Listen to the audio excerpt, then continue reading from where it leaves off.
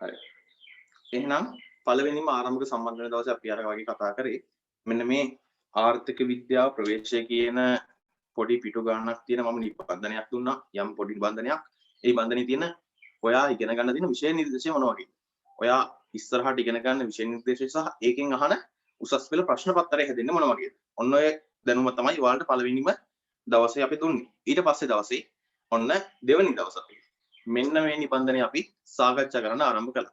පුතාලගේ අත්වල ඇති දැන් ආර්ථික විද්‍යාව හැඳින්වීම කියන නිබන්ධනය. මේ නිබන්ධනයේ අපි කතා කරන්න බලාපොරොත්තු වෙනවා ආර්ථික විද්‍යාව කියන්නේ මොකද්ද? මේ නිබන්ධනය ඇතුලේ අපි කතා කරනවා ආර්ථික විද්‍යාව කියන්නේ මොකද්ද? මේක නිර්වචනයක් දෙනවා. ඊට පස්සේ විද්‍යාවක් කියන්නේ මොකක්ද කියලා ඉගෙන ගන්නවා. විද්‍යාව කොටස් වලට වෙන් කරනවා. ඊට පස්සේ ආර්ථික විද්‍යාවේ මූලික විෂය කරුණු අපි අධ්‍යයනය කරන අවශ්‍යතා තියෙනවා, උවමනා තියෙනවා. මේ අවශ්‍යතා හා උවමනා ඇතුලේ කොහොමද ආර්ථික විද්‍යාවට පදනමක් වැටෙන්නේ?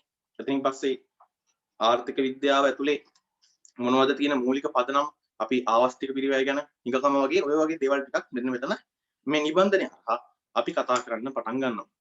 එහෙනම් අද අපේ පළවෙනිම ආර්ථික විද්‍යාවට අත්පොත් තියෙන දවස විදිහට ආර්ථික විද්‍යාව කියන්නේ මොකක්ද කියලා නිර්වචනයක් හදා ගන්න ඕනේ. පෙළන පුතේ පළවෙනි පිටුවට සමහර වෙලට හිතේ මම මේ ගොඩක් වේගෙන් කරගෙන යනවා කියලා. අපි දවස් දෙකක් කතා කරපු දේවල් ටික කතා කිරීමේ අරමුණින් තමයි දැන් මේ මම කිව්වා වැඩිපුර බර තැබීමක් තියෙනවා මේ පැය දෙක ඇතුළත අපි ඉගෙන ගන්න විෂය කරුණු සම්බන්ධයෙන්. ඒ කියන්නේ අර මම ටියුට් එක කලින් ඔයාලගේ යාළුවෙක්ම ලියපු PDF එකක් මම group එකට දාලා තියෙනවා. කලින් ඔයාගේ යාළුවෙක් ලියපු එයාගේ අත්අඩංගුව ලියලා තියෙන ඒ නිබන්ධනයේ කොටසක් මම group එකට දාලා තිබ්බා. මම කිව්වා කවුරු හරි කෙනෙක් මේ දැන් පන්තියට සම්බන්ධ වෙනවා නම් ඒ දාලා තියෙන PDF එක බලලා ඔයාගේ නිබන්ධනයේ මේ තියෙන හිස්තැන් වල ඔයාට වැදගත් සටහන් ලියන්න මම ඔයාලට දීලා තියෙන හිස්තැන් වල මෙන්න මේ ඒ නිබන්ධනයේ යාළුවෝ ලියලා තිබ්බ නෝට් එක ලියා ගන්න පන්තියට ඇවිල්ලා වැඩිපුර වෙලාවක් අපිට වැඩ කරන්න පුළුවන් එතකොට කියලා. නැත්තම් මම ඔයාට නිබන්ධනයේ තියෙන කරුණක් වැදගත් කරුණක් මේ බෝඩ් එකේ ලියා ගන්න දෙයි. ඒක ඔයාට කියන්න කියලා. ඒ කියන්නේ ඒක ඔයාට මම කියා දීලා. ඊට පස්සේ ඔයාට ලියා ගන්නත් වෙලාවක් දෙනකොට අපිට කාලය යනවා වැඩිනේ. ඔයා ඒක ලියාගෙන මෙතෙන්ට ඇවිල්ලා තිබ්බහම මට ලේසි ඒක පුතාලට කියා දෙන්න සහ අපේ කාලය ඉතුරුයි ටිකක් ඉක්මනට මේක කරගෙන යන්න පුළුවන්. ඒ නිසායි මම නිබන්ධනයේ කොටසක් PDF එකක් විදිහට group එකට දාලා ඔයාලට කිව්වා ඒක ලියාගෙන මෙතෙන්ට එන්න කියලා. නමුත් හැමදාම මේක මේ විදිහට යන්නේ නැහැ. පන්තිය බ්‍රහස්පතින්දා සහ සිකුරාදා යනවා. අපි සාමාන්‍ය විදිහට පන්තිය වල ටික කරගෙන යනවා. අර බැරි වෙච්ච දරුවන්ට තියෙන හින්දා අපි කාලය කළමනාකරණය කරගන්න එපා. මේ කාල කළමනාකරණය කරගන්න ඕන නිසා මම ඒ වගේ පියවරක් අනුගමනය කරේ. මම හිතනවා මේක හොඳයි කියලා. රයිට්. හැම විෂයකටම මොකක් හරි නිර්වචනයක් තියෙනවා. අපි ඕනම විෂයක් කතා කරන්න ගියාම අපි දැනගන්න ඕනේ මේ විෂය මොකක්ද කියලා. ඔයාලා අර ශිෂ්‍යත්වයෙන් ඉවර වෙලා අලුතෙන් 6 පන්තියට ගියා. 6 පන්තිය ගියාට පස්සේ ඔයාලට අලුත් විෂයන් ටිකක් හම්බුණා. විද්‍යාව, ගණිතය, භූගෝල විද්‍යාව, පුරවැසි අධ්‍යාපනය, ඉතිහාසය ඔය වගේ අලුත් විෂයන් ටිකක් පුතාලට හම්බුණා. මෙන්න මේ හම්බෙච්ච අලුත් විෂයන් වලට ඒ කාලේ මතක ඇති අර 6 පන්තියේ තිබ්බ අච්චු පොතේ මුලින්ම දීලා තිබුණා නිර්වචනය. ඉතිහාසය යනු විද්‍යාව යනු. එහෙම නැත්නම් ගණිතය කියන්නේ මොකක්ද? එහෙම නැත්නම් පුරවැසි අධ්‍යයනයේ භූගෝලය කියන්නේ මොකක්ද? මෙන්න මේ වගේ ඕනම විෂයකට අදාළව යම් විශේෂ නිර්වචනයක් තියෙනවා. ඒ විෂයේ කරුණු ඇතුලේ කතා කරන්නේ මොනවද කියලා මේ විෂය ගැන කිසිම දෙයක් දන්නේ නැති මිනිසෙක්ට ඕවර්ऑල් එහෙම නැත්නම් අර විවෘත විශාල ප්‍රමාණයක අවබෝධයක් ලබා ගන්න පුළුවන් සරල වාක්‍ය කිහිපයක් තියෙන නිර්වචනයක් ඕනෑම විෂයක තියෙනවා. විද්‍යාවට තියෙනවා, ඉතිහාසයට තියෙනවා. අපි ඉතිහාසය ගැන මහා ලොකුවට දන්නේ නැහැ. ඒ වුණාට අපි ඉතිහාසය කියන්නේ මොකක්ද කියලා කායින් හරි අහුවාම එයාට දෙන්න පුළුවන් නිර්වචනයක් තියෙනවා. පුතේ ඉතිහාසය කියන්නේ මේක. අන්න ඒ වගේ ඔයාගෙන් දවසක හයි ඔයාලා ආර්ථික විද්‍යාව කියන මොනවද ඉගෙන ගන්න කියලා. අන්න එතකොට ඔයා එයාට කියා දෙන්න යන්නේ නැහැ. මේ ආර්ථික විද්‍යාව කියන්නේ මෙන්න මෙහෙම දේවල් ඉගෙන ගන්නවා අපි. මේ වගේ ඉල්ලුම ගැන ඉගෙන ගන්නවා, සැපයුම ගැන ඉගෙන ගන්නවා. ඊට පස්සේ ජාතික ගිණුම් වගේ දේවල් නිර්මාණය කරන්න යනවා. ඊට පස්සේ ඔය වගේ බරපතල දේවල් දාලා කියන්නේ නැහැ. දැන් මම එහෙම ඔයාලට කිව්වොත් එහෙම ඔයාලට තේරෙන්නේ නැහැ මේ මොනවද මේ කියලා බලන්න. ඉතින් ඔයාලා ඒ වගේ මුකුත් දන්නේ නැති කෙනෙක් විදිහට ආර්ථික විද්‍යාව වෙන මොකද්ද කියලා අහුවාම අපි ඉස්සෙල්ලාම දෙනවා නිර්වචනය ආර්ථික විද්‍යාව කියන්නේ මෙන්න මේ වගේ විෂයක්. මෙන්න මේ වගේ විෂය පතයක් ආවරණය කරන යම් අධ්‍යයනය කරන යම් විෂයක් තමයි ආර්ථික විද්‍යාව කියන්නේ කියලා. අන්න ඒ වගේ කිසියම් නිර්වචනයක් ඔයාලට දෙන්න පුළුවන්. එහෙනම් මේ හැමෝම ඒ අයගේ විෂයන් වලට නිර්වචනයක් දුන්නා වගේ අපි අපේ විෂයට නිර්වචනයක් ඉදිරිපත් කරනවා. පුතේ ආර්ථික විද්‍යාවේ පොඩි විශේෂත්වයක් තියෙනවා. මේක අපි කියනවා සමාජීය විෂයක් කියලා. අපි මේ විෂය තුල අධ්‍යයනය කරන්නේ සමාජයේ ජීවත් වෙන මිනිස්සුන්ගේ හැසිරෙන විදිහ. ඒ කියන්නේ මේ ආර්ථික විද්‍යාව කියලා කියන්නේ සාමාන්‍යයෙන් විද්‍යාව කියලා කතා කරන අනෙක් විෂයන් තියෙනවානේ භෞතික විද්‍යාව, ජීව විද්‍යාව, රසායනික විද්‍යාව වගේ විෂයන්. ඊට පස්සේ ඒ විෂයන් තුලේ කතා කරනවා වගේ නෙවෙයි.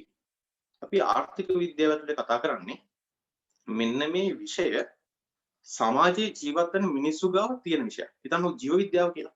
ඒක අපේ තියෙන ඇඟ ඇතුලේ. කාටද කෙනෙක්ට ඒක පේනවා. ඊට පස්සේ ඒක අපිව කපලා කොටලා අපිව පරීක්ෂණාගාරයකට ගිහිල්ලා එහෙම නැත්නම් අපේ මේ අර ડોක්ටර් කෙනෙක් වගේ ඇවිල්ලා ඒක අර යාගේ වේදනාව කියලා අනිත් වගේ මොනවා හරි කරලා එයාට ඒක අධ්‍යයනය කරන්න වෙන විදිහක් තියෙනවා. නමුත් ඔයාට බෑ. ඔයාගේ තාත්තගේ ආර්ථික විද්‍යාව නවට විද්‍යානුකූලව තියෙන හැසිරීම මොකද්ද? ඔයාගේ යාළුවාගේ පවුලේ කට්ටියගේ ආර්ථික විද්‍යානුකූල හැසිරීම මොකද්ද? ඔයාලගේ රටේ ගමේ ඉන්න මිනිස්සුන්ගේ රටේ ඉන්න මිනිස්සුන්ගේ ආර්ථික විද්‍යානුකූල හැසිරීම මොකද්ද කියලා එකපාරට ඒක කෙලින්ම මේ මිනිස්සයාට අදාළව කපලා කොටලා බලලා පරීක්ෂණ කරලා හොයන්න බෑ. එයාගේ හැසිරීමට අදාළ කරුණු. එහෙනම් මේ ආර්ථික විද්‍යාව සම්බන්ධයෙන් තියෙන නිර්වචනයක් අපිට මෙන්න මෙහෙම ස්පෙસિෆික් විශේෂ නිර්වචනයක් කියලා දෙන්න බෑ. එක එක කාලෙන් කාලට මේ ආර්ථික විද්‍යාව සම්බන්ධයෙන් නිර්වචන ඉදිරිපත් වුණා. ලෝකෙ එක එක පුද්ගලයෝ ඉන්නවානේ. එක එක විෂයන් වලට විශේෂීකරණය වෙච්ච පුද්ගලයෝ. දැන් ඔයාලා අහලාදී සිංහල විෂය තියෙනවා නම් ඒ සිංහල විෂය ගැන ගොඩාක් ඉගෙන ගත්ත මහාචාර්යවරු පවයි. ඉතින් එතකොට ඒගොල්ලෝ එයාලා සිංහල විෂයට එක නිර්වචනයක් දෙනවා. ඒක වැරදි නෑ හරි. එතකොට විද්‍යාව ගැන, ජීව විද්‍යාව ගැන කෙරෝල්ට ඉගෙන ගත්ත මිනිස්සු ඉන්නවා. එතකොට එයාලා ජීව විද්‍යාවට අදාළ නිර්වචනයක් දෙනවා. සමාජ විද්‍යාව, දේශපාලන විද්‍යාව වගේ දේවල් ඒවා ගැන ඉතා විශාල වශයෙන් අධ්‍යයනය කරපු මිනිස්සු ඉන්නවා. ඒගොල්ලෝ විෂයට අදාළව නිර්වචනයක් දෙනවා. ඔය වගේ ආර්ථික විද්‍යාවේ තියෙනවා ආර්ථික විශේෂඥයෝ, ආර්ථික විද්‍යාඥයෝ. ඒ වගේම ලෝකයේ ආර්ථික විද්‍යාව සම්බන්ධයෙන් කටයුතු කරන ආයතන ඉන්නවා. ලෝක බැංකුව ඉන්නවා, මහ බැංකුව ඉන්නවා ලංකාවේ. ඊට පස්සේ ජාත්‍යන්තර මූල්‍ය අරමුදල් ඉන්නවා. ඔය වගේ ලෝකෙක එක ආයතන තියෙනවා. ඒ වගේම විශ්වවිද්‍යාල තියෙනවා. ලංකාවේ නම් ජයවර්ධනපුර විශ්වවිද්‍යාලය, කොළඹ විශ්වවිද්‍යාලය, මොරටු විශ්වවිද්‍යාලය, රුහුණ විශ්වවිද්‍යාලය ඔය වගේ විවිධ විශ්වවිද්‍යාල තියෙනවා. ඒගොල්ලොත් මේ ආර්ථික විද්‍යාව විෂයට දාලා මොන හරි කෘතියක් හරි පොතක් හරි නිබන්ධනයක් හරි ඉදිරිපත් කරනකොට ඒක ඇතුලේ දාලා තියෙන ආර්ථික විද්‍යාව කියන්නේ මෙන්න මේක කියලා. කවුරු හරි ආර්ථික විශේෂඥයෙක් ඉන්නවනම් පුතාලා කවුරු හරි කවදා හරි දවසක ආර්ථික විද්‍යාව ගැන ඩිග්‍රියක් කරලා මාස්ටර් එකක් කරලා PhD එකක් කරලා ඒ වගේ විශාල ලොකු දැනකට ආර්ථික විද්‍යාව ඉගෙනගෙන ගිහිල්ලා කවදා හරි දන්නව ආර්ථික විද්‍යාවේ ලංකාවේ හැසිරීම ගැන පොතක් ලියනවා කියලා. ඔයාට එදාට ඔයාගේ නිර්වචනයක් දෙන්නත් පුළුවන්. ඒ වගේ එක එක කාලෙන් කාලට මේ ආර්ථික විද්‍යාව ගැන නිර්වචන ඉදිරිපත් වුණා. එහෙනම් අපිටත් පුළුවන් මේ ආර්ථික විද්‍යාවට නිර්වචනයක් ඉදිරිපත් කරන්න. හැබැයි අපි ආර්ථික විද්‍යාව නිර්වචන ඉදිරිපත් කරද්දී ඒක කාටවත් වැරදි කියන නිර්වචනයක් ඉදිරිපත් කරන්න බෑ. ඒක සාමාන්‍යයෙන් කවුරු හරි කෙනෙක් කියවලා බලුවම මේ නිර්වචනය හරි කියලා කියන්න පුළුවන් නිර්වචනයක් වෙන්න ඕනේ. එහෙනම් අපි කාටවත් වැරදි කියන්නත් බැරි. අපේ විෂය පතය සම්පූර්ණයෙන් ආවරණය වෙන විදිහට ලස්සන නිර්වචනයක් හදාගන්න. හොඳයි. එහෙනම් අපි පළවෙනිම වැඩේ විදිහට පොඩ්ඩක් ටියුට් එකක් කියවගෙනම යමු. එහෙනම් මේ ටියුට් එකේ මුලින්ම දාලා තියෙනවා ආර්ථික විද්‍යාව කියලා. රයිට්. මේ මම ආයි කියන්න ඕනේ මේක අපේ සාමාන්‍ය ඉගෙනුම් කරන වෙලේ නෙමෙයි. සාමාන්‍ය උගන්වගෙන යන විදිහ නෙමෙයි.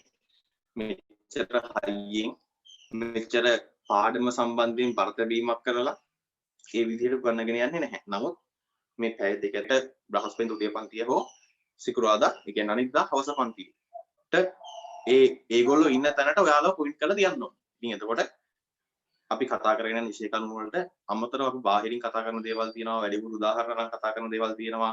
ඊට පස්සේ ඒ වගේ එක එක දේවල් කතා කරනකොට ඒ දේවල් වලට වැඩි පරතබීමක් තියන්න නැතුව ඉගෙනීම පැත්තට ඒ කියන්නේ මේ විෂය කරුණු ටිකට මේ ටියුට් එක ආවරණය කිරීම කියන දේට වැඩිපුර පරතබීමක් කරලා විතරක් මම මේ පැය දෙක පාවිච්චි කරනවා. හොඳද? එහෙනම් පුතේ ආර්ථික විද්‍යාව ඔන්න පළවෙනිම දේවල් ලියන්න හදන්නේ මේ ටියුට් එකේ. අලුත් දෙයක් ඉගෙන ගන්න යන්නේ. ආර්ථික විද්‍යාව පිළිබඳව විවිධාකාර නිර්වචන කාලයෙන් කාලයට විවිධ ආර්ථික විද්‍යාඥයන් ඉදිරිපත් කර ඇත. මේ අතරින් වර්තමානයට වඩාත් ගැළපෙන නිර්වචනයක් ලෙස අන්න දැන් ඔන්න ඔතන අපි අපේ නිර්වචනය ලියන්නයි යන්නේ. හරි. මෙහෙමයි.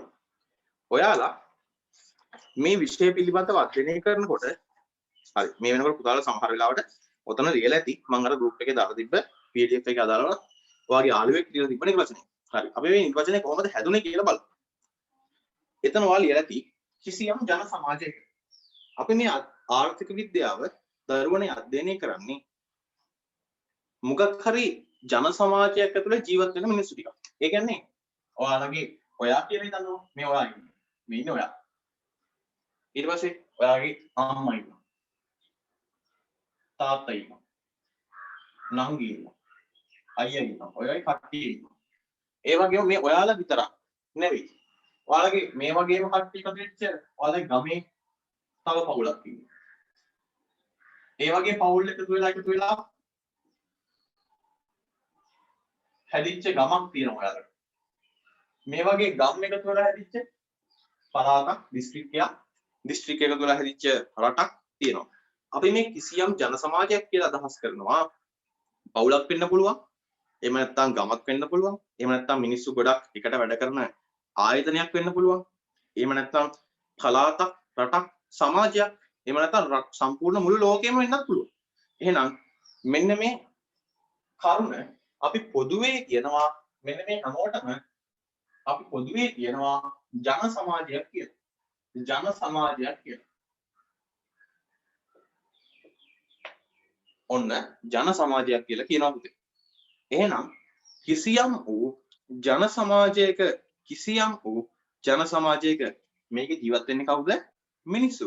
ඔයාලා, අපි, ඔයාගේ පවුලේ කට්ටිය, මගේ පවුලේ කට්ටිය, ඔයාගේ යාළුවාගේ පවුලේ කට්ටිය.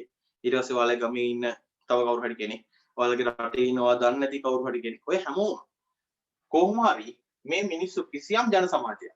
අපි ආයතනයක් ගැන අධ්‍යයනය කරන්න ගියොත් එහෙම ඒ වෙලාවට අදාළ වෙන ජන සමාජයෙන් ඒ ආයතනය. අපි ගමක් ගැන අධ්‍යයනය කරන්න ගියොත් එහෙම ඒ වෙලාවේ අපි අධ්‍යයනය කරන ජන සමාජය තමයි ඒ ගම. අපි රටක් ගැන අධ්‍යයනය කරන්න ගියොත් එහෙම ඒ වෙලාවේ අධ්‍යයනය කරන ජන සමාජය තමයි ඒක ඒ රට. එහෙනම් මම හිතනවා මේ ජන සමාජය කියන සංකල්පය පුතාට තේරෙන්න කියලා. රයිට්. එහෙනම් කිසියම් ජන සමාජයක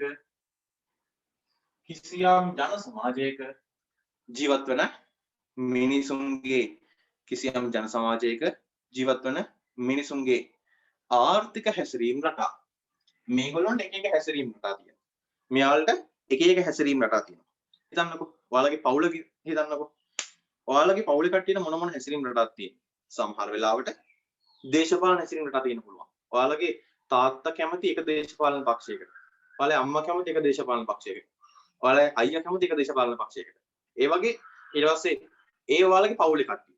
එයාලට වෙන වෙනම දේශපාලන හැසිරීම් තියෙනවා. ඊට පස්සේ ඔයාලගේ තාත්තට එයාගේ වයස් මට්ටමට ගැලපෙන, එයාගේ රැකියාව ආශ්‍රිතව ඉන්න, නැත්නම් එයාගේ වයසට ඒ හරියන මට්ටමක ඉන්න යාළුවෝ ටිකක් ඉන්නවා. එයා ආශ්‍රය කරන පරිසරයක් තියෙනවා. එහෙනම් එයාට වෙනම සමාජීය හැසිරීමක් තියෙනවා. එයාට වෙනම දේශපාලන හැසිරීමක් තියෙනවා. එයාගේ දේශපාලන අභිමතය වෙනස්. ඔයාලගේ අයියාගේ දේශපාලනය, ඔයාගේ අක්කගේ දේශපාලන අභිමතය වෙනස්. එහෙම නැත්නම් ඔයාගේ මාමාගේ නේන්දාගේ දේශපාලන අභිමතය වෙනස් වෙන්න පුළුවන්. අන්න වෙනම දේශපාලන හැසිරීමක් තියෙනවා. වෙනම සමාජීය හැසිරීමක් තියෙනවා. ඔයාගේ තාත්තා කරන රැකියාවට අදාළව, අම්මා කරන රැකියාවට අදාළව, එහෙම නැත්නම් අම්මගේ වයස් මට්ටමට අදාළව, තාත්තගේ වයස් මට්ටමට අදාළව, එයාට එදිනදා හම්බෙන මිනිස්සු ටිකත් එක්ක ඔයාලගේ අම්මට හා තාත්තට ඔය කාට හරි වෙනම සමාජීය හැසිරීමක් තියෙනවා. ඒක ඒ විදිහ වෙනස් සමාජ හැසිරීමක් තියෙනවා. ඔයාගේ අයියා දිහා බලන්න, අක්කා දිහා බලන්න. අයියා අක්කා මේ වෙනකොට කැම්පස් එකේ නම් ඉන්නේ. එයාලට තියෙන වෙන සමාජීය හැසිරීම. අයියා අක්කා සමහර විට මේ කැම්පස් එකේ නෙමෙයි ජොබ් එකක් කරනවා. එයාලා ජොබ් එකක් කරන මට්ටමේ ඉන්න නිසා එයාලා තියෙන වෙන සමාජීය හැසිරීම. එයාලට දරුවෙක් ඉන්නවා. ඔයා දැන් නැන්ද කෙනෙක් මාම කෙනෙක් වෙන්නේ නැති. එහෙම අයත් ඉන්නවනේ සමහර ලාවට. එහෙනම් එහෙම වෙලා තියදී එයාලා තියෙන වෙන හැසිරීම මට්ටම. ඔයාගේ නංගි මල්ලි බලන්න. ඔයාගේ තාත්තගේ සමාජීය හැසිරීම නෙමෙයි ඔයාගේ නංගිට සාමාල්ලයට තියෙන්නේ. එයාලට වෙන සමාජීය හැසිරීමක් තියෙනවා. ඒ වගේ. එහෙනම් අපි මිනිස්සුන්ට විවිධ සමාජීය හැසිරීම් තියෙනවා. විවිධ දේශපාලන හැසිරීම් තියෙනවා. ඒ වගේ තමයි පුතේ අපිට තියෙනවා එකිනෙකාගෙන් වෙනස් වෙච්ච විවිධ ආර්ථික හැසිරීම්. තාත්තා බලන්න. තාත්තා තමයි ගෙදරට හම්බ කරන්නේ. අම්මා දිහා බලන සමහරවිට අම්මා ඇති ජොබ් එකකට යන කට්ටිය. එහෙනම් අම්මා තමයි ගෙදර හම්බ කරන්නේ. එහෙනම් මේ වගේ අම්මට අදාළව තාත්තට අදාළව වෙනම සමාජීය හැසිරීමක් තියෙනවා. හිතන්න තාත්තා තමයි ගෙදර හම්බ කරන එක්කෙනා කියලා. එහෙනම් තාත්තා මාසෙකට රුපියල් 30000ක වැටුපක් ගන්නවා නම් එයා රුපියල් 30000ම එයාගේ දේවල් වලට වියදම් කරනවද? නෑ. ඔයාට පොත් එහෙම මනම් දේවල් ගන්න ඕනේ. ඔයාට ඇඳුම් ගන්න ඕනේ. ගෙදර පවුලේ කට්ටියක් ඉන්නවා. එයාලගේ අවශ්‍යතා වුවමනා වලට වියදම් කරන්න ඕනේ. එහෙනම් අන තාත්තා රුපියල් 30000ක පඩියක් ගත්තාම එයාට රුපියල් 30000ට රුපියල් 40000ට රුපියල් 60000ට දාලව වෙනම ආර්ථික හැසිරීමක් තියෙනවා. එයාගේ ආර්ථික හැසිරීම වෙනස්. එහෙම නැත්නම් ඔයාගේ අයියා අක්කා කියලා හිතන්න. එයා කැම්පස් එකේ ඉන්න කෙනෙක් නම් එයා කැම්පස් එකේ ඉන්නකොට අදාළව එයාගේ ආර්ථික හැසිරීම වෙනස්. එයා හැසිරෙන විදිය වෙනස්. එයාට හම්බෙන මුදල් ටික ඊට පස්සේ එයාගේ තියෙන එදිනදා වියදම් ටික එයා ඉතුරු කරගන්න ප්‍රමාණය ඒවා හසුරවන විදිය වෙනස්. ඔයා බලන්න. ඔයා මේ වෙනකොට රස්සාවක් කරන කෙනෙක් නෙවෙයි. එහෙනම් ඔයා අම්මගෙන් තාත්තගෙන් හම්බෙන සල්ලි වලින් තමයි ඔයා ජීවිතේ ගැට ගහගෙන යන්නේ. එහෙනම් අර දෙන දෙයක් කාලා වෙන දෙයක් බලාගෙන ඉන්නවා. හරිද? එහෙනම් ඒ විදිහට වැඩ කරනකොට ඔයාගේ හැසිරීම වෙනස්. ඔයා මේ රටේ ආර්ථිකය ඇතුලේ හම්බ කරන කෙනෙක් නෙවෙයි. තාත්තා අම්මා කියන්නේ ජොබ් එකක් කරන අයියා කියන්නේ අන්න හම්බ කරන කෙනෙක්. එහෙනම් කැම්පස් එකේ ඉන්න අයියා කියලා කියන්නේ සමහර විට හම්බ කරනවා ඇති, සමහර විට හම්බ කරන්නේ නැතුව ඇති. එහෙනම් අන්න එයාලට වෙනම ආර්ථික හැසිරීම තිබ්බා. ඔයාලා අයියට අක්කට තියෙන ආර්ථික මේ වශයෙන් තියෙන අවශ්‍යතාව නෙමෙයි ඔයාලට තියෙන්නේ. සාමාන්‍යයෙන් අයියට අක්කට එදිනදා ගමන් බිමන් වලට යන්න වාහනයක් ඕනේ නැති. හැබැයි ඔයාලට වාහනයක් ඕනේ නැහැ. තාත්තට අම්මට එදිනදා වැඩ ටික කරගන්න වෙන වෙන අවශ්‍යතාවන් ටිකක් ඇති. හැබැයි අම්මට තාත්තට තියෙන අවශ්‍යතාවන් ටික එයාලගේ තියෙන ආර්ථික අරමුණු ටික නෙමෙයි ඔයාලට තියෙන්නේ. තාත්තගේ ඔළුවේ තියෙනවා ගෙදර කට්ටියට කන්න බොන්න දෙන්න ඕනේ. පුතාලට හොඳට උගන්වන්න ඕනේ. එයාලට ඕන ටියුට් ටික ගෙනත් දෙන්න ඕනේ. අධ්‍යාපන උපකරණ ටික ගෙනත් දෙන්න, පොත් පෑන් පැන්සල් ටික ගෙනත් දෙන්න ඕනේ. අඳින්න ඇඳුම් ටික ගෙනත් දෙන්න ඕනේ. මේ ළමයිගේ අනාගතය වෙනුවෙන් කීයක් හරි ඉතුරු කරන්න ඕනේ. ඊට පස්සේ අම්මගේ ඔළුවේ තියෙනවා තාත්තා මෙච්චරක් ගෙනත් දෙනවා. එහෙනම් මෙන්න මේක මම ඉතුරු කරන්න ඕනේ මෙච්චරක්. ගෙදර වියදම් වලට මෙච්චරක් ගන්න ඕනේ. හදිස්සියක් වුණොත් ගන්න කියලා මේ ටික අරන් තියා ගන්න ඕනේ. එහෙම කියලා වෙනම ආර්ථික හැසිරීමක් තියෙනවා. දැන් ඔයාට එහෙම තියෙනවා. ඔයාට තියෙනවද ඔයාගේ ළමයිට අම්මට තාත්තට මේ ළමයිට කන්න දෙන්න ඕනේ. මේ ඔයාගේ ළමයිගේ අනාගතය වෙනුවෙන් ඉතුරු කරන්න ඕනේ. එහෙම දේවල් ඔයාට නැහැ. එහෙනම් මේ ඔයාට තියෙන වෙනම ආර්ථික හැසිරීමක්. එහෙනම් මෙන්න කිසියම් ජන සමාජයක ජීවත් වෙන මිනිසුන්ගේ අපි මේ ඉගෙන ගන්න ආර්ථික විද්‍යාව. එහෙනම් අපි අධ්‍යයනය කරන්නේ ආර්ථික හැසිරීම. ආර්ථික හැසිරීම රටාව. ඇයි රටාවක් කියලා කියන්නේ? ආර්ථික හැසිරීම රටාවක් කියලා කියන්නේ. ඇයි පුතේ මෙතන මම රටාවක් කියලා කියන්නේ? මෙහෙම. මේකේ රටාවක් තියෙනවා. ආර්ථික හැසිරීම දිහා අපි පොඩ්ඩක් විධිමත් විදිහට බලාගෙන හිටියොත් එහෙම ටිකක් ලස්සනට හිතලා මොලෙන් කල්පනා කරලා බලාගෙන හිටියොත් එහෙම පුතාට අඳුර ගන්න පුළුවන් වෙයි මෙච්චර කල් දැකම නැති රටාවක්. උදාහරණයක් කියන්නම්කෝ. ඔන්න හිතන්න ගොඩක් පෞද්ගලික අංශයේ පඩි හම්බ වෙනවා නේද 10 වෙනිදාට. රාජ්‍ය අංශය නම් මට මතක නැහැ. එහෙනම් හිතන්න 10 වෙනිදා කියලා. ඔන්න අම්මට තාත්තට පඩි හම්බ වෙන දවස් තමයි 10 වෙනිදා. හැම මාසෙකම 10 වෙනිදාට ඔයාලට පඩිය හම්බ. ඔයා දැකලා ඇති ඔයාට මෙච්චර කල් හිතුම් නැතුව ඔයා දැකපු දෙයක් වෙන්නේ නැති 10 වෙනිදා තාත්තට පඩි හම්බුනාට පස්සේ සාමාන්‍යයෙන් ගෙදරට එද්දී යා ගෙදරට බඩු මල්ලක් අරන් එනකොට එක බඩු මල්ලයි නම් අරගෙන ඉන්නේ. 10 වෙනිදාට පඩි හම්බ වෙනවා නම් 11 වෙනිදා 12 වෙනිදා 13 වෙනිදා 14 වෙනිදා 15 වෙනිදා ඔය වගේ දවස්වල තාත්තා ගෙදර එනකොට බඩු මලු දෙකක් අරගෙන එනවා. එහෙම නැත්නම් අම්මා සතියකට පාරක් නම් පොළට ගිහිල්ලා ආවේ 10 වෙනිදායින් පස්සේ ඊළඟට පොළට යන දවසට එහෙම නැත්නම් ෆුඩ් සිටි එකට යන දවසට කඩේට යන දවසට ටිකක් වෙනදට වඩා ලොකු බඩු මල්ලක් අරගෙන යනවා තමයි. එහෙනම් ඒක ඒ විදිහට සිද්ධ වුණා. ටික කාලයක් ගත වෙලා යනවා. ඔන්න 10 වෙනිදා පඩි හම්බුණා 11 වෙනිදා 12 වෙනිදා 15 වෙනිදා 20 වෙනිදා ඔන්න ගලාගෙන යනවා දැන් කාලේ. ගිහිල්ලා ඊළඟ මාසේ ආරම්භ වෙනවා. දැන් ඔන්න ඊළඟ මාසේ පළවෙනිදා. මේ මාසේ 10 වෙනිදා තමයි ආයෙ ඊළඟ පඩි හම්බෙන්නේ. ඊළඟ පඩිය හම්බෙන්නේ මෙන්න 10 වෙනිදාට පඩිය හම්බෙන්නේ අද පළවෙනිදා. කොහොම කාලේ ගත වෙගෙන යනවා. දැන් අද දවසේ කවද්ද? අද 7 වෙනිදානේ. ඔන්න තව දවස් 4කින් 5කින් තමයි ඔයාලගේ තාත්තට අම්මට පඩි හම්බෙන දවස්. 10 වෙනිදා ඉන්නේ තව දවස් ටිකකින්. ඔයා අද 7 වෙනිදා කියලා හිතන්නකෝ. අම්මගෙන් තාත්තගෙන් ඉල්ලන්නකෝ. මම එහෙම ඉල්ලන්න කියලා කියනව නෙමෙයි. මේ ඔයාට දැකලා තියෙන අත්දැකීමක් නැවත මතක් කිරීමක් කරන්න. හරිද? හිතන්නකෝ ඔයා මොකක් හරි දෙයක් හින්දා අපතු දෙකක් පාටි එකට අඳින්න ඇඳුමක් එහෙම නැත්නම් මොකක් හරි අධ්‍යාපන කටයුතු අවශ්‍ය මොකක් හරි පොතක් සර් මේ පොත බලන්න කිව්වා එහෙනම් මේ පොත මට ඕනේ පොඩ්ඩක් එහෙම නැත්නම් පාස් පේපර්ස් පොත් ටික මට ගන්න කියලා කිව්වා මම පාස් පේපර්ස් පොත ගන්න ඕනේ. අන්න එහෙම කියලා මේ මොකක් හරි එකක් කියලා ඇත්තු ඔයාලා මීට කලින් ওই අත්දැකීම ලබලා තියෙනවා. ඔයාලා කියන්නේ මම මට ඇඳුමක් ගන්න ඕනේ. තාත්තා මට සපත්තු දෙකක් ගන්න ඕනේ. මේ සර් මේ පොත ගන්න කියලා කිව්වා. මේ පාස් පේපර්ස් පොත ගන්න කියලා කිව්වා. එහෙනම් මම මේ පාස් පේපර්ස් ගන්න ඕනේ කියලා එහෙම කියනවා ඇහිලා. පුතේ එහෙම කියනවා වුණාට පස්සේ අම්මා මොනවද කියලා තියෙන්නේ. සමහර විට ඔන්න 10 වෙනිදා තමයි පඩි හම්බෙන්නේ. අද 7 වෙනිදා හෙට 8 වෙනිදා. තව දවස් 3ක් තියෙනවා පඩි හම්බෙන්නේ. අම්මා කියනවා ඇහිලාදී මේ අපි දවස් 3කින් විතර ගමුද? අපි දවස් 4කින් විතර ගමුද? ලබන සෞන්දර්ය අරගෙන දෙන්න. එහෙම අලුත් අඳුමක් ගියාම අද ඕනේ නැහැ. ලබන සෞන්දර්ය අරගෙන දෙන්න. අන්න එහෙම කියනවා ඇහිලාදී. ඔන්න ආර්ථික හැසිරීම රටාවක් තියෙනවා මිනිස්සුන්ට. 10 වෙනිදාට ඔයාලට අලුත් ගම හම්බ වෙනවා. 10 වෙනිදා පඩි හම්බුණා 11 වෙනිදා 12 වෙනිදා අලුත් ගම හම්බ වෙනවා. අලුත් පොත හම්බෙයි. පාස් පේපර්ස් පොත ගෙනත් දෙයි. එහෙනම් මිනිස්සුන්ට ආදායම හම්බ වෙනකොට තමයි යාළගේ ආර්ථික හැසිරීම රටාව වෙනස් වෙනවා. තව අහලා ඇති. පහුගිය දවස්වල මේ පෙට්‍රල් මිල ගණන් ගියා. ඔන්න දැන් සති දෙකකට තුනකට විතර කලින් ඔයාලා තාත්තලත් එක්ක නිවුස් බලනවා නම් ඇහෙන්නේ නැති තාත්තා කියනවා මෙන්න පෙට්‍රල් මිල ගණන් ගිහිල්ලා කියලා. රුපියල් 157යි 58ක් විතර වෙලා තියෙනවා පෙට්‍රල් ලීටර් එක. රුපියල් 20කින් විතර වැඩි වෙලා තියෙනවා. තාත්තා ඒක අද කියනවා අද නිවුස් බලන ගමන් ඔයාලට පත්‍ර විස්තරය අහන ගමන් 7:00 8:00 නිවුස් බලන ගමන් ඔයාලට එනවා තාත්තා කියනවා මෙන්න පෙට්‍රල් ගණන් ගන්න හදන කියලා. ඒ නිවුස් එක අහලා දවස් 3කට 4කට පස්සේ ඔන්න ආයෙත් පාරක් ඔයා උදේ පත්‍ර විස්තරය බලනකොට එහෙම නැත්නම් ආයෙ පාරක් රැයට නිවුස් බලනකොට ඔයාට ඇහෙනවා තාත්තා කියනවා අන්න පාන් ගෙඩිය රුපියල් 55ක් තිබ්බ එක 60ක් වෙලා තියෙනවා. බනිස් ගෙඩිය රුපියල් 35ක් තිබ්බ එක 40ක් වෙලා තියෙනවා. රුපියල් 30 බනිස් ගෙඩිය 35ක් වෙලා තියෙනවා. අන්න බනිස් වල මිල වැඩි වෙලා තියෙනවා, පාන් වල මිල වැඩි වෙලා තියෙනවා. එහෙම නැත්නම් ආයෙ දකි මේ ශ්‍රී ලංකාර බස් රියදුරන්ගේ සංගමය එහෙම නැත්නම් බස් හිමිකරුවන්ගේ සංගමය කියලා එකක් තියෙනවානේ. ඔව් බස් හිමිකරුවන්ගේ සංගමය කියලා. අන්නේ සංගමේ කට්ටිය ඇවිල්ලා ටීවී එකේ මාධ්‍ය ප්‍රකාශනයක් දීලා කියනවා මේ පෙට්‍රල් මිල ඩීසල් මිල ගණන් කියලා තියෙන්නේ. දැන් බස් එකක් අඩුම මිල රුපියල් 15ට දුවන්න බෑ. අවම ගාස්තු රුපියල් 3කින් වැඩි කරන්න වෙනවා. අන්න එහෙම කියලා කියනවා. මෙච්චර කල් ඔයාට ඔය සාමාන්‍ය දේවල් විදිහට දැනෙන්නේ නැති. නමුත් මේ ආර්ථික විද්‍යාව ඉගෙන ගන්නකොට මේ විෂය ඉස්සරහට ඉගෙනගෙන යනකොට ඔයාලට තේරෙනවා මේවා අතර සම්බන්ධතාවයක් තියෙනවා. පෙට්‍රල් මිල වැඩි වෙච්ච හින්දා තමයි අන්න පාන් ගෙඩියක මිල රුපියල් 60ක් වුනේ. ඩීසල් මිල වැඩි වෙච්ච හින්දා තමයි බස් ගාස්තු වැඩි වුනේ. 10 වෙනිදා තාත්තාට පඩි හම්බුනාම ඒ නිසා තමයි 15 වෙනිදාට එයා වැඩිපුර බඩු ටිකක් ගෙදරට අරන් ආවේ. බඩු මණු දෙකක් අරන් ගෙදර ආවේ. 6 වෙනිදා 7 වෙනිදා වෙනකොට ගෙදර තියෙන සල්ලි ටික අඩු වෙගෙන ගිය හින්දා තමයි ඔයා 6 ගොම්මක් කිල්ලනකොට 7 වෙනිදා අලුත් කලිසමක් කිල්ලනකොට අලුත් සබයක් කිල්ලනකොට අම්මා කිව්වේ තව දවස් 3කින් විතර අරන් දෙන්නම්.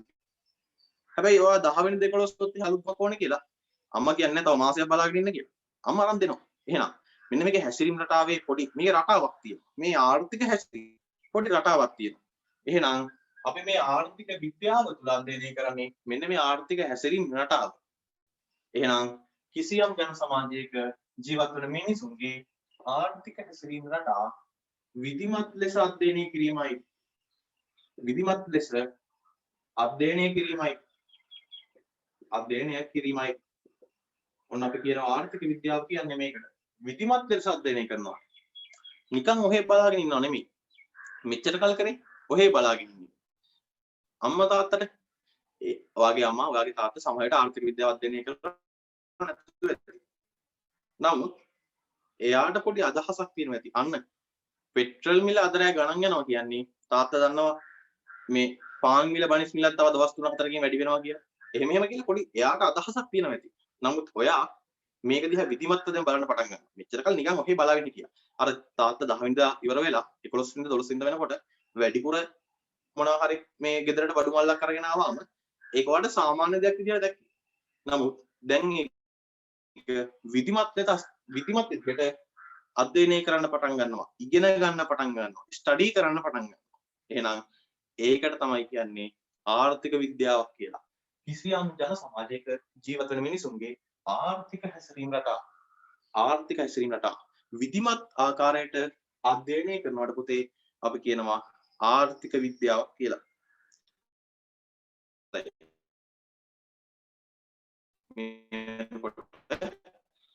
ඕගොල්ලෝ කරන ඔය අපි ඉස්සරහට යමු. ටියුට් එකේ පල්ලෙහාට කතා කරගෙන යමු. මීට අමතරව ඉතිහාසයේ පුරාවටම විවිධ ආර්ථික විද්‍යා නිර්වචන කිහිපයක් පහත දැක්වේ. ඉතිහාසයේ පුරාවටම විවිධ ආර්ථික විද්‍යාඥයෝ ඉදිරිපත් කරපු නිර්වචන කිහිපයක් මම මෙතන පල්ලෙහින් දාලා තියෙනවා. එක ආර්ථික විද්‍යාඥයෙක් ආර්ථික විශේෂඥයෙක් කියලා කියනවා ඇඩම් ස්මිත් කියලා. එයා කියනවා ආර්ථික විද්‍යාව යනු මිනිසුන්ගේ ධනය සාධාරණ විෂයක්. මිනිසුන්ගේ ධනය පිළිබඳව සාධාරණ විෂයක්. එහෙනම් එයා එහෙම හරි. ඒක වැරදි නෑ. එහෙනම් ඇල්ෆ්‍රඩ් මාෂල් කියලා විශේෂඥයෙක් ඉදිරිපත් කළා තියෙනවා මෙන්න මිනිසුන්ගේ සාමාන්‍ය ව්‍යාපාරික ජීවිතය පිළිබඳව හදාරන විෂයක්. ආර්ථික විද්‍යාව කියන්නේ මිනිසුන්ගේ සාමාන්‍ය ව්‍යාපාරික ජීවිතය පිළිබඳව හදාරන විද්‍යාවක්. ආය එහෙමත් කියලා තියෙනවා. එහෙනම් අරයා කියලා තියෙනවා මිනිසුන්ගේ ධනය ගැන හදාරන විද්‍යාවක් කියලා. ඒකත් හරි. ඇඩම් ස්මිත් කියලා කෙනා කියලා තියෙනවා. ඔය ඇඩම් ස්මිත් කියන නම පොඩ්ඩක් මතක තියාගන්න. අපිට ඉස්සරහට ඕන වෙනවා. ආර්ථික විද්‍යාව යන අනිත් එක්කෙනා ඇල්ෆ්‍රඩ් මාෂල්. එයා කියලා තියෙනවා මිනිසුන්ගේ සාමාන්‍ය ව්‍යාපාරික ජීවිතය ගැන හදාරන විද්‍යාවක් කියලා. එහෙනම් මෙන්න මේ වගේ විවිධ ආර්ථික විද්‍යාඥයෝ කාලෙන් කාලට අර ආර්ථික විද්‍යාව ගැන අධ්‍යයනය කරන්න පටන් ගත්ත දීර්ඝ ආර්ථික විද්‍යාව ගැන කියන ආයතන බිහි වෙලා තියෙනවා. විශ්වවිද්‍යාල බිහි වෙලා තියෙනවා. මෙන්න මේවල විවිධ නිර්වචන ඉදිරිපත් වෙලා තියෙනවා. ඒ වගේ නිර්වචන දෙකක් තමයි පුතේ මම මේ ටියුට් එකට දාලා තියෙන්නේ. එහෙනම් ඉතින් පල්ලෙහාට කතා කරමු. මේ අනුව මේ ටියුට් එකේ අන්තිම ඡේදයේ මේ අනුව ආර්ථික විද්‍යාව යනු ලෝකයේ සෑම පුද්ගලයෙක්ම එදිනදා ජීවිතය හා බැඳුණු සංකල්පයකි. ආර්ථික විද්‍යාව කියන්නේ ලෝකයේ සෑම පුද්ගලයෙකගේම එදිනදා ජීවිතය හා බැඳුණු සංකල්පයක්. ඔයාට බැහැ මේ ආර්ථික විද්‍යාවෙන් ගැලවෙන්න. ඔයා අර මේ හැම දෙයක්ම අතහැරලා දාලා මේ එක්කෝ මහාන වෙනවා නම් එහෙම නැත්නම් කැලෑවකට ගිහිල්ලා භාවනා කරන මට්ටමකට යනවා නම් අන්න ඒ හැරෙන්න වෙන කිසිම අවස්ථාවක පුතේ ඔයාලට මේ ආර්ථික විද්‍යාවෙන් ගැලවෙන්න බෑ. උදේ ඇහැරිච්ච වෙලාවේ ගිහිල්ලා දත් මදින දත් පුරුසු වගේ අතරේ තැන ඉඳලා දත් මදින ගන්නවා දත් පුරුසු වගේ අතරේ ටූත් පේස්ට් එක ගන්නවා.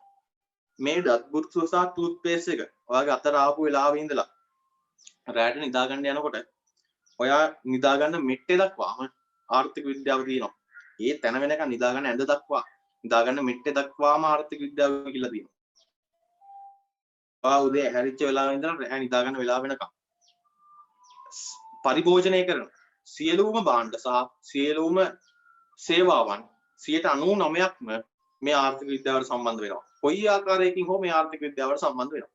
එහෙනම් ආර්ථික විද්‍යාව කියන්නේ මෙන්න මේ මිනිසුන්ගේ හැසිරීම විදිවත් අධ්‍යයනය කිරීම තමයි. එහෙනම් මේ ආර්ථික විද්‍යාව කියන විෂයපතය මිනිසුන්ගේ එදිනදා ජීවිතයට ඉතා තදින් එයාලා දැනුවත්ව හෝ නොදැනුවත්වම බැඳිලා තියෙන විෂයක්.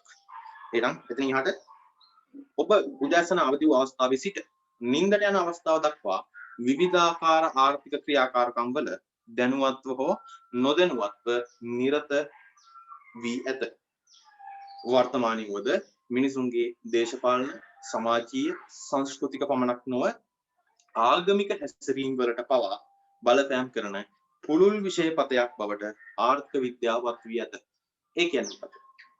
අද වෙනකොට ආර්ථික විද්‍යාව කියන්නේ මෙන්න මේ වගේ දේශපාලනික සමාජීය සංස්කෘතික විතරක් නෙමෙයි ආගමික හැසිරීම් වලටත් බලපෑම් කරන විෂයක් දක්වා පුළුල්ව පැතිරලා තියෙනවා. කොහොමද මේ වෙන්නේ?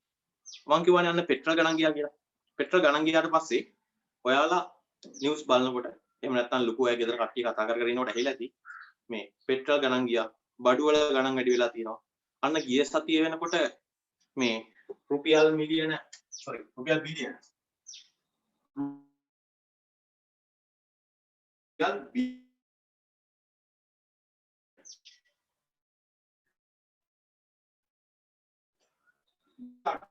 දලච්චු ගහලා තියෙනවලු කැම්පස් එකේ ඉන්න අයියා අක්කා කතා කරනවා කියලා. නැත්නම් සාමාන්‍ය Facebook එකේ හැදෙනකට කියනවා කියලා ඇති.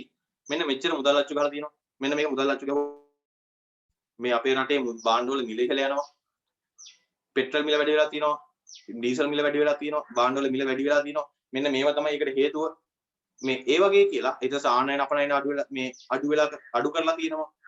වාහනයක් නම් ඉස්සර කාර්යය අපි මල්ටි කාර්යයක් ගත්තාම රුපියල් ලක්ෂ 10කට 12කට විතර. දැන් මල්ටි කාර්යය රුපියල් ලක්ෂ 30ක් විතර වෙලා තියෙනවා. ඉස්සර ලක්ෂ 40කට ගත්ත කාර් එක අද ලක්ෂ 60කට විතර ගණන් ගිහිලා තියෙනවා. ඔන්නෝම කියලා මේ විවිධ ආර්ථික විද්‍යාත්මක කරුණු පිළිබඳව දේශපාලන අදාළ කරගෙන කතා කරනවා. අර මේ රටේ ආණ්ඩුවක් ඇවිල්ලා ඒ ආණ්ඩුව මේ ආනයන සීමා කරපු හින්දා තමයි බඩු මිල වැඩි වෙලා තියෙන්නේ. එහෙම නැත්නම් මේ භාණ්ඩ මිල වැඩි වෙලා තියෙන්නේ. වාහන මිල වැඩි වෙලා තියෙන්නේ. එහෙම නැත්නම් මුදල් අච්චු ගහපු හින්දා තමයි මෙන්න බඩු මිල වැඩි වෙලා තියෙන්නේ. ඒ වගේ විවිධ අදහස් ඉදිරිපත් කරනවා. බඩු මිල වැඩි වුණාම බයින්නේ කාටද? ආණ්ඩුව. දේශපාලනය දක්වා ආර්ථිකයේ සම්බන්ධයෙන් සිද්ධ වෙන ගොඩාක් දේවල් දේශපාලනයට සම්බන්ධ වෙලා තියෙනවා. එහෙනම් දේශපාලනයට බලපෑම් කරන විෂයක් බවට ආර්ථික විද්‍යාවත් වෙනවා.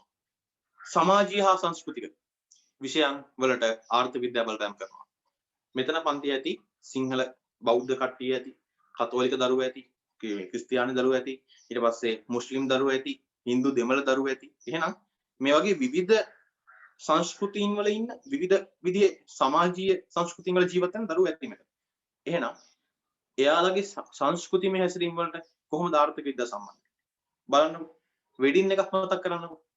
සිංහල කෙනෙක්ගේ වෙඩින් එකකට ගියාම එයා ඉඳන් ඉන්නවා අර උඩ රට නිලමේ ඇඳුමක් ඇඳලා මනමාලි ඒ නිලමේ ඇඳුමට හරියන අර ඔසරියක් ඇඳලා අර මාල දාලා එයා ඒ විදිහට ඉන්නවා.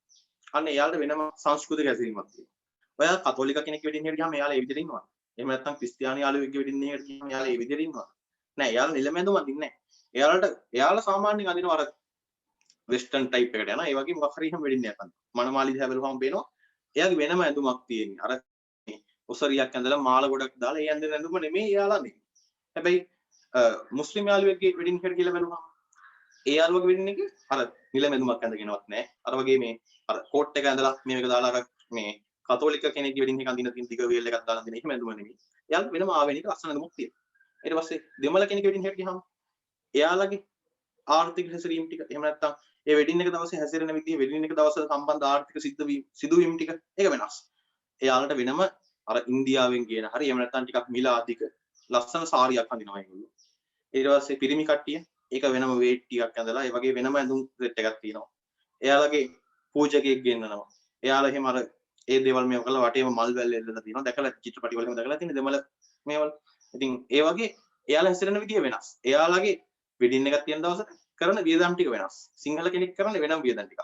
දෙමළ කෙනෙක් වෙනම, මුස්ලිම් කෙනෙක් වෙනම විදිය. කතෝලික කෙනෙක් වෙනම විදියට. ඒ කියන්නේ මෙන්න මේ අපි ජීවත් වෙන එක සංස්කෘතියින් තියෙනවා ලංකාව ඇතුලේ. මේ සංස්කෘතියින් හැසිරෙන විදිය එයාලගේ සංස්කෘතියට අදාළව ආර්ථික විද්‍යාව කියන එක පුතේ වෙනස් වෙනවා. එකිනෙකාට වෙනස් වෙලා තියෙනවා. පැහැදිලි. එහෙනම් සමාජීය හැසිරීම පුතේ සමාජීය හැසිරීම වෙනස් වෙනවා. ඔයාලගේ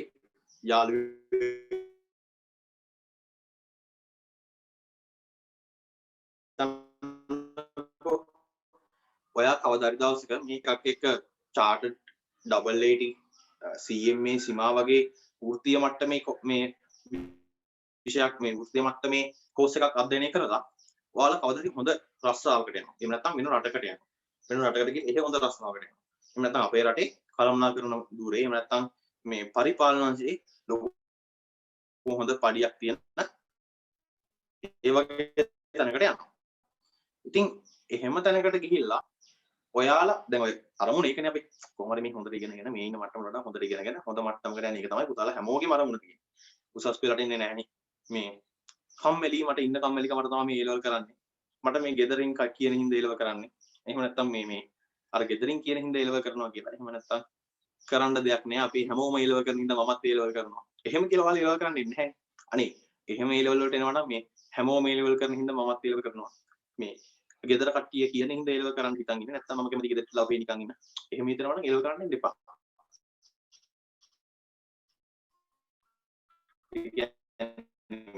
වෙන කරන්න වැඩ තියෙනවා. ඒ කියන්නේ A-level වෙන මොකක් හරි කෝස් එකක් කරනවා. එහෙම ගියයි. හැබැයි මේ A-level පන්තියේ මේ දැන් ඉන්න ඔයාලා මොකක් හරි අරමුණකින් ඉන්නේ. මම කැම්පස් එකට යනවා. මම හොඳ ඩිග්‍රියක් කරනවා. මම හොඳ රස්සාව කරනවා. පරිපාලන කරනවා. එහෙම නැත්නම් මට ගිහිල්ලා හොඳ රැකියාවක් වෙනවා. කම්පැනි එක ඩිරෙක්ටර් කෙනෙක් වෙනවා. එහෙම නැත්නම් මගේම බිස්නස් එකක් කවදාද මම අලුතෙන් පටන් ගන්නවා. එහෙම අදහසකින් වාතම අද මෙතන ඉඳන් ඉන්නේ. එහෙනම් ඒ විදිහට ඉන්නකොට ඔයාලට විවිධ සමාජීය හැසිරීම් ඇති වෙනවා. සමාජීය හැසිරීම් විවිධ ආකාරයේ සමාජීය හැසිරීම් මෙතන දකින්න පුළුවන්. පුතේ මේ හිතන්න ඔයා එහෙම කළා කවසක් දවසට රුපියල් 50000ක පඩියකට යනවා. එතකොට ඔයා කන්න බොන දේවල් තීරණය වෙන්නේ 50000ට දාලා. පඩිය 50000 වගේ. වැටුප 50000 එහෙම නැත්නම් ආදායම 50000. කන බොන දේවල් තීරණය වෙන්නේ ඒක. ඔයා එළවන වාහනේ තීරණය වෙන්නේ ඒක. ඔයා අඳින ඇඳුම් පැළඳුම් තීරණය වෙන්නේ ඒක. ඊට පස්සේ මේ ඔයා හදන ගයක් අලුතෙන් හදන්න පටන් ගන්නවා. ඒකේ හදන්නේ කොහොමද කියලා තීරණය වෙන්නේ. ඒ වගේ ඔයාලා යන ගමන් බිමන් යන විදිය. ඒ වගේ ගොඩාක් දේවල් ඒ ආදායම් මට්ටම අනුව තීරණය වෙනවා. මම බේසික් දෙයක් කියන්නේ හරිද? ඒ වගේ ආදායම් මට්ටම අනුව තීරණය. එහෙනම් හිතන්න ඔය 50000. ඔයා යනවා 80000ක වැඩපක් කියන තරමට. අන්න ටික කාලයක් ට්‍රේනින් මැනේජර් කෙනෙක් විදිහට එනවා. ඊට පස්සේ ට්‍රේනින් මැනේජර් කෙනෙක් විදිහට ඉඳලා අන්න 50000 වැඩිපුව මැනේජර් කෙනෙක් වෙනවා. 80000යි. එහෙනම් 80000ක වැඩිපුවට ගිහිල්ලා මම ඇත්ත ගන්න නෙමෙයි කියන්නේ. 80000ක වැඩිපුවට ගිහිල්ලා බලනකොට ඔයා 50000ට වියදම් කරපු විදිහට මේක වියදම් කරන්නේ. 50000න් කරපු දේවල් නෙමෙයි එතන කරන්නේ. ඊට පස්සේ 5000ක් හම්බෙනකොට ගිය වාහනේ නෙමෙයි අර 80000ට යන්නේ. 5000ක් හම්බෙනකොට ගියා ඉතර හදා. එහෙනම් රටාවත් එක්ක සමාජීය හැසිරීම වෙනස් වෙනවා. ඔයා සමාජයේ ජීවත් වෙන විදිය වෙනස් වෙනවා. ඔයාලගේ අම්මා තාත්තා මේ විදියට ඔයාගේ අම්මා තාත්තා හැසිරෙන ආර්ථික හැසිරීම නෙමෙයි මාසික රුපියල් ලක්ෂයක් විතර පඩියක් ගන්න. මාසික රුපියල් ලක්ෂ 20ක් විතර ඉන්කම් එකක් තියෙන මිනිහෙක්. එයා හැසිරෙන්නේ. එයා කන්නේ බොන්නේ වාහනේ අද ඔයාලගේ ගෙදර තියෙන වාහනේ වගේ නෙමෙයි. ඔයාලගේ වගේ නෙමෙයි එයාගේද. එහෙනම් අන්න සමාජීය මට්ටම සමාජීය හැසිරීම තීරණය කරන ආර්ථික විද්‍යාව. එතනින් එහාට ආගමික හැසිරීම අපි කතා කරන්නේ විවිධ සංස්කෘතීන් තියෙනවා ආගමික සංස්කෘතීන් තියෙනවා සමාජීය සංස්කෘතීන් තියෙනවා. මේක ඇතුලේ ඒගොල්ලෝ හැසිරෙන විදිය වෙනස් වෙනවා අපි හොඳයි. එහෙනම් එතනින් පස්සේ අපිට තියෙනවා කතා කරන්න පුතේ දෙවෙනි පිටුවට යන්න අපි දෙවෙනි පිටුවට යමු. ආර්ථික විද්‍යාව බිහිවීම හා විකාශය origin of economics කියලා දාලා තියෙනවා. එහෙනම් මේ ආර්ථික විද්‍යාව බිහිවීම හා විකාශය ගැන කතා කරනකොට අපිට මම පොඩි බ්‍රීෆ් විස්තරයක් කරන්න මෙතන අපි වගේ නෝට් එකේ දාගෙන දෙයක් නැතිනම් මම මේ පැහැදිලි කරගෙන යන්න. පුතේ ආර්ථික විද්‍යාව අපි අද ඊයේ කතා කරන්න පටන් ගත්ත මේ අවුරුද්දක් දෙකක් අවුරුදු 10ක් වගේ කාලයක කතා කරන්න පටන් ගත්ත දෙයක් නෙමෙයි. මේක ආර්ථික විද්‍යානුකූල මේ අපි ආර්ථික හැසිරීම රටානේ අධ්‍යයනය කරන්නේ. මිනිසුන් මේ ආර්ථික හැසිරීම රටා අර ඔයාලා 6 පන්ති 7 පන්ති ඉගෙන ගත්තා නේද ඉතිහාසයට මිනිසු පරිණාමය වෙච්ච විදිහ. මතකද? ඒ ටීචර් කියා දුන්නා ඒ සර් කියා දුන්නා ඉස්සර කාලේ ඒගොල්ලෝ යාළුවට ඕන දේවල් හොයාගත්තා දඩයමේ ගිහිල්ලා හොයාගත්තා. ඒ මේ දඩයම් යුගයේ ඊට ටික කාලයක් ගියාට පස්සේ යාළුවා ඒ සත්තු ටික දඩයම් කරන්න යන්නේ නැතුව එකතු කරලා තියාගත්තා. ඒකට කිව්වා එඩේරු කියලා. ඊට ටික කාලයක් ගිහිල්ලා එයාලා සත්තු මස් විතරක් නෙමෙයි කන්න පටන් ගත්තේ. ගස්වැල් වල තියෙන ගෙඩි කොළ මල් ඒවා මේ පාවිච්චි කරන්න පටන් ගත්තා. එතකොට ඒවත් එක්ක අර සත්තු ඇති කරා වගේම ඒගොල්ලෝ අර වගා කරන්න එක එක වගාවන් වලට සත්තු සහ ශාක වගා කරන්න පටන් ගත්තා. ඒවත් එක්ක ඒගොල්ලෝ ගොවියෝ බවට පත් වුණා. එහෙනම් අර ගුහාවල ජීවත් වෙන දඩයම් යුගය, එඩේරු යුගය, ඊට පස්සේ ගොවි යුගය කියලා වගේ යුගයන් ටිකකට ආව මිනිස්සු. මේවට එනකොට මෙයාලගේ ආර්ථික හැසිරීමත් ඒත් එක්කම පරිණාමය වුණා. මුල් කාලේ ඔයා මතක ඇති මීට අවුරුදු මිලියනයක් විතර කලින් ඔයා අර ගුහාවක ජීවත් වෙන කාලේ ඔයා මේ උද්දේට දඩේමේ ගිහිල්ලා ඊට පස්සේ මේ ඛණ්ඩ දෙයක් අරගෙන ආවා. ඊට පස්සේ තව ටික කාලයක් යනකොට ඔයාලා ගුහාව ගාව ඔයා පොඩි කොටුවක් එහෙම නැත්නම් කූඩුවක් වගේ හදලා මේ එතන මේව කරගත්තා. ඔයාලට ඛණ්ඩ ඕන සත්තු ටික ඒකේ තියාගත්තා. ඊට පස්සේ ඒ කාලෙන් පස්සේ ඔන්න මේ පොඩි කුඹුරක් වගේ එකක් තියාගත්තා. ඊට පස්සේ ගියේ මේ ගුහාව වටේට එහෙම නැත්නම් පොඩි ගයක් හදාගත්තා. ඒක වටේ ගස් වැල් හිටෙව්වා. ඔයාලට කන්න බොන්න ඕන දේවල් ටික. ඔයාලට ගෙදර ඔයාගේ වළම්පිඟන් ටික, ඇඳුම් ටික ඒ ඔයාම හදාගත්තා. අපි ඉස්සරහට ආර්ථික විද්‍යාව මේව කතා කරනවා. එහෙනම් මේකෙදි ඔයාලා ඔන්න උතේ ඉගෙන ගන්න පටන් ගත්ත මේ ඔයාලා හැසිරෙන්න පටන් ගත්ත මතක ඇති ස්වයංපෝෂිත ආර්ථිකයකට අනුව. ඉතිහාසෙත් මේක අහලා තියෙනවා. ඉතිහාසය කියන දරුවෝ මේක අහලා ඇති. ස්වයංපෝෂිත ආර්ථිකයකට හුරු වෙන්න පටන් ගත්තා. තව ටික කාලයකට ආට පුළුවන් මස් හදන්න හොඳට. යාගාව මස් තියෙනවා. ගමේ යාළුවෙක්ව වළං තියෙනවා. මස් තියෙන මස් මේ කුට්ටියක් අරගෙන ගිහිල්ලා යාළුවට දීලා ඔයා යාළුවගෙන් වළං ටිකක් ඉල්ලගෙන ආවා. ඔයා යාළුවට මස් ටිකක් දීලා යාළුවගෙන් වළං ටිකක් ඉල්ලන් ආවා. එහෙනම් මේ විදිහට ඔයාලා බාණ්ඩ හුවමාරු කරියා. අන්න පුතේ ආර්ථික හැසිරීමක් තිබ්බා එතන. මිනිස්සු දන්නේ නැහැ මේ ආර්ථික විද්‍යාව කියලා. ඔයාලා දැන හිටියේ නැහැ මේක අන්න පටන් ගත්තා. තවත් ටික කාලයක් ගිහිල්ලා මෙන්න මේ එක මේ බාණ්ඩ හුවමාරු තිබ්බනේ විවිධ දුර්වලතා. මෙන්න මේ බාණ්ඩ හුවමාරුවේ දුර්වලතාවත් එක්ක ඔයාලා කාසි නෝට්ටු මුදල් භාවිතා කරන්න පටන් ගත්තා. එක වළං කෑල්ලක්, සිප්පි කට්ටක්, එහෙම නැත්නම් හරි කොටකුත්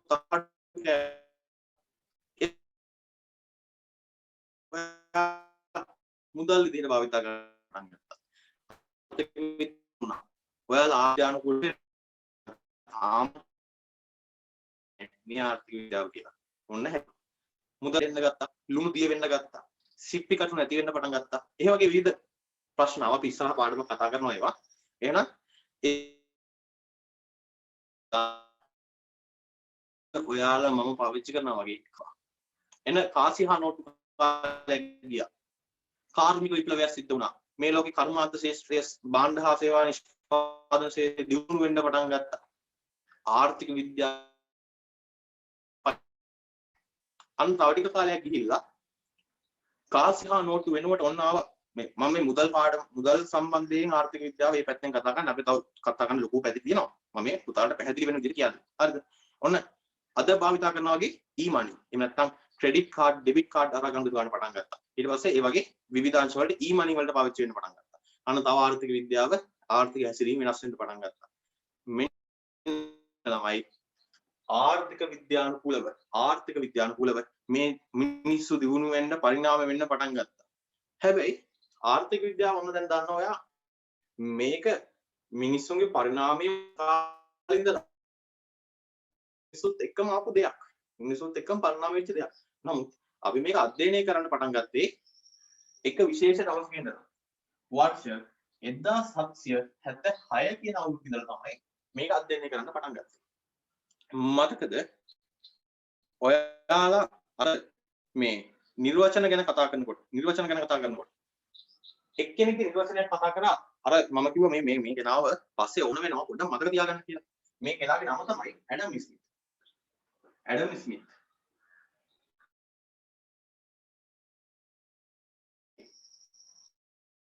නිර්වචනයට අපි කිව්ව නිර්වචනයට තව කෙනෙක්ගේ නිර්වචන ලොකු ෆොටෝ එකකුත් දාලා තිනවා. එන්නේ මේ ඇඩම් ෆොටෝ එකකුත් දාලා තිනවා. මෙන්න ඇඩම් ස්මිත් කියන කෙනා තමයි वर्ष 1777 පොතක් ලිව්වා. කෘතියක් ඉදිරිපත් කළා. පොතේ ජාතීන්ගේ ධනය කියලා. ජාතීන්ගේ ධනය කියලා. පොතට ඔය පොතේ PDF එකක් හමුනම් මම නමක් දාලා තියෙනවා The Worth of Nation කියලා. The Worth of Nation කියලා තමයි පොතේ ඔරිජිනල් නම. එහෙනම් මේ ලංකාවේ සිංහල නමනේ මේ ජාතීන්ගේ ධනය කියන්නේ. ඇත්තටම The Worth of Nation පොතට පුළුවන් දැන් ඉගෙන ගන්නේ තාක්ෂණික යුගයක් එක්ක ඉගෙන ගන්න ඔයාලා.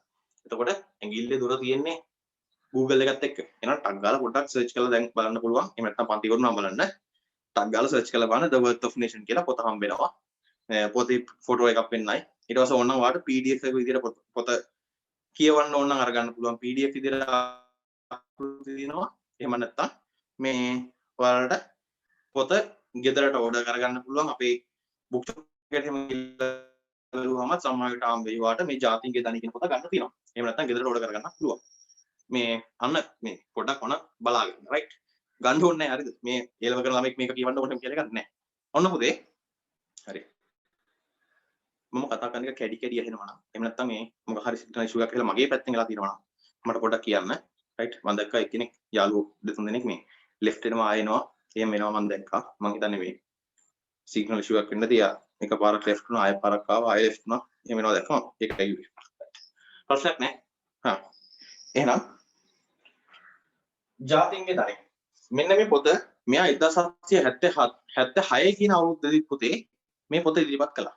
මේ පොතේ කියලා තිබුණේ මිනිස්සුන්ගේ ආර්ථික විද්‍යානුකූල හැසිරීම සහ කොහොමද අපි මේ ආර්ථික විද්‍යාත්මක හැසිරීම හොඳ විධිමත් අපි අපි අර නිර්වචනයක් දුන්නානේ.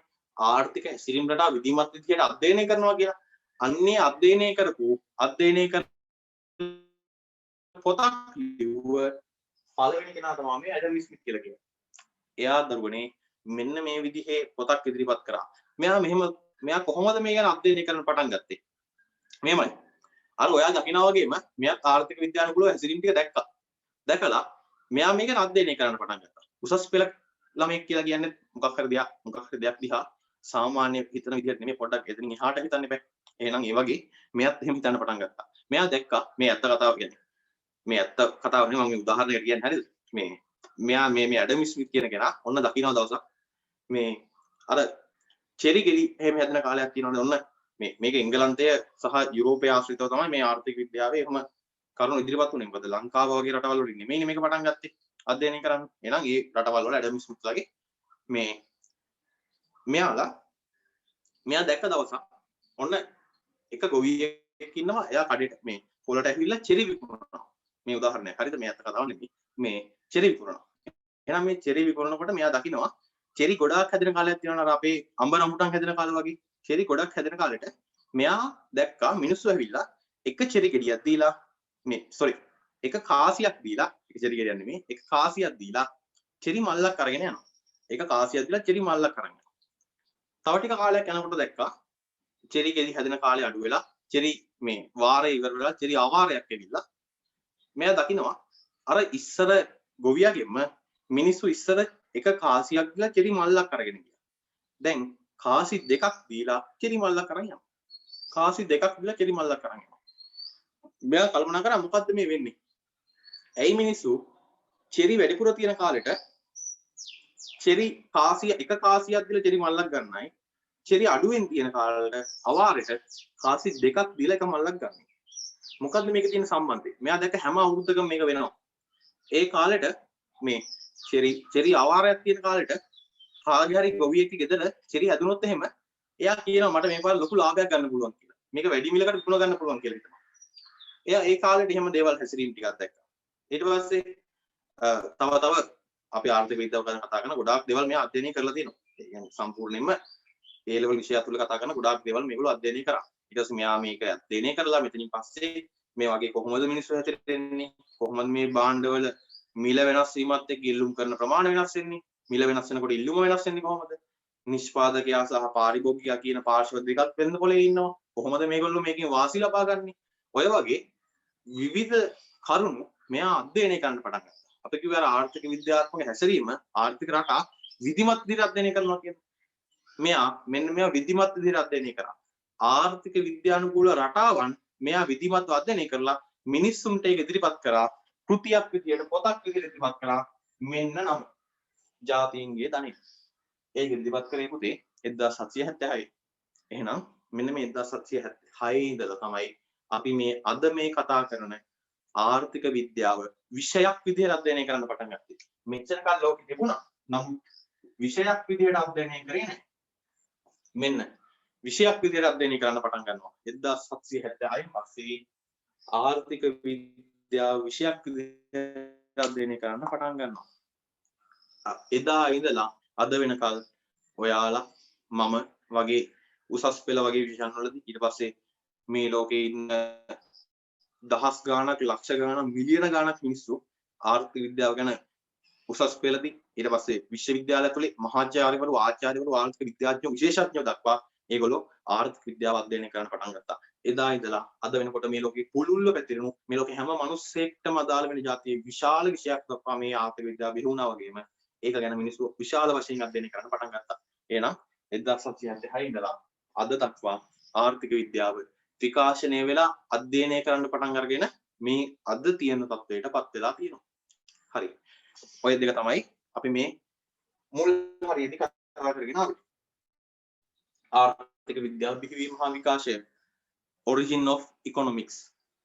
මම මේ දැන් කතා කරපු දේවල් ටික ඒකේ කොටුවක් ඇතුලේ දාලා තියෙනවා. පොඩ්ඩක් උදාලා කියව ගන්න. එතන අපි මේ ආර්ථික විද්‍යාවේ මින් වශයෙන් ඉදිරිපත් කරපු ඇඩම් ස්මිත් කියන මහත්තයාගේ ෆොටෝ එකක් දාලා තියෙනවා. සහ එයාගේ පොතේ ෆොටෝ එකකුත් දාලා තියෙනවා. ඉතින් අපි මෙන්න මේ ඇඩම් ස්මිත් කියන කෙනාට මෙයා තමයි ඉස්සෙල්ලාම ආර්ථික විද්‍යාව විධිමත් විදිහට අධ්‍යයනය කරලා අපිට කියා දුන්නේ. මෙයාට අපි කියනවා ආර්ථික විද්‍යාවේ පියා කියලා. ඔය එක එක විෂයන්ට තාත්තලා ඉන්නවනේ.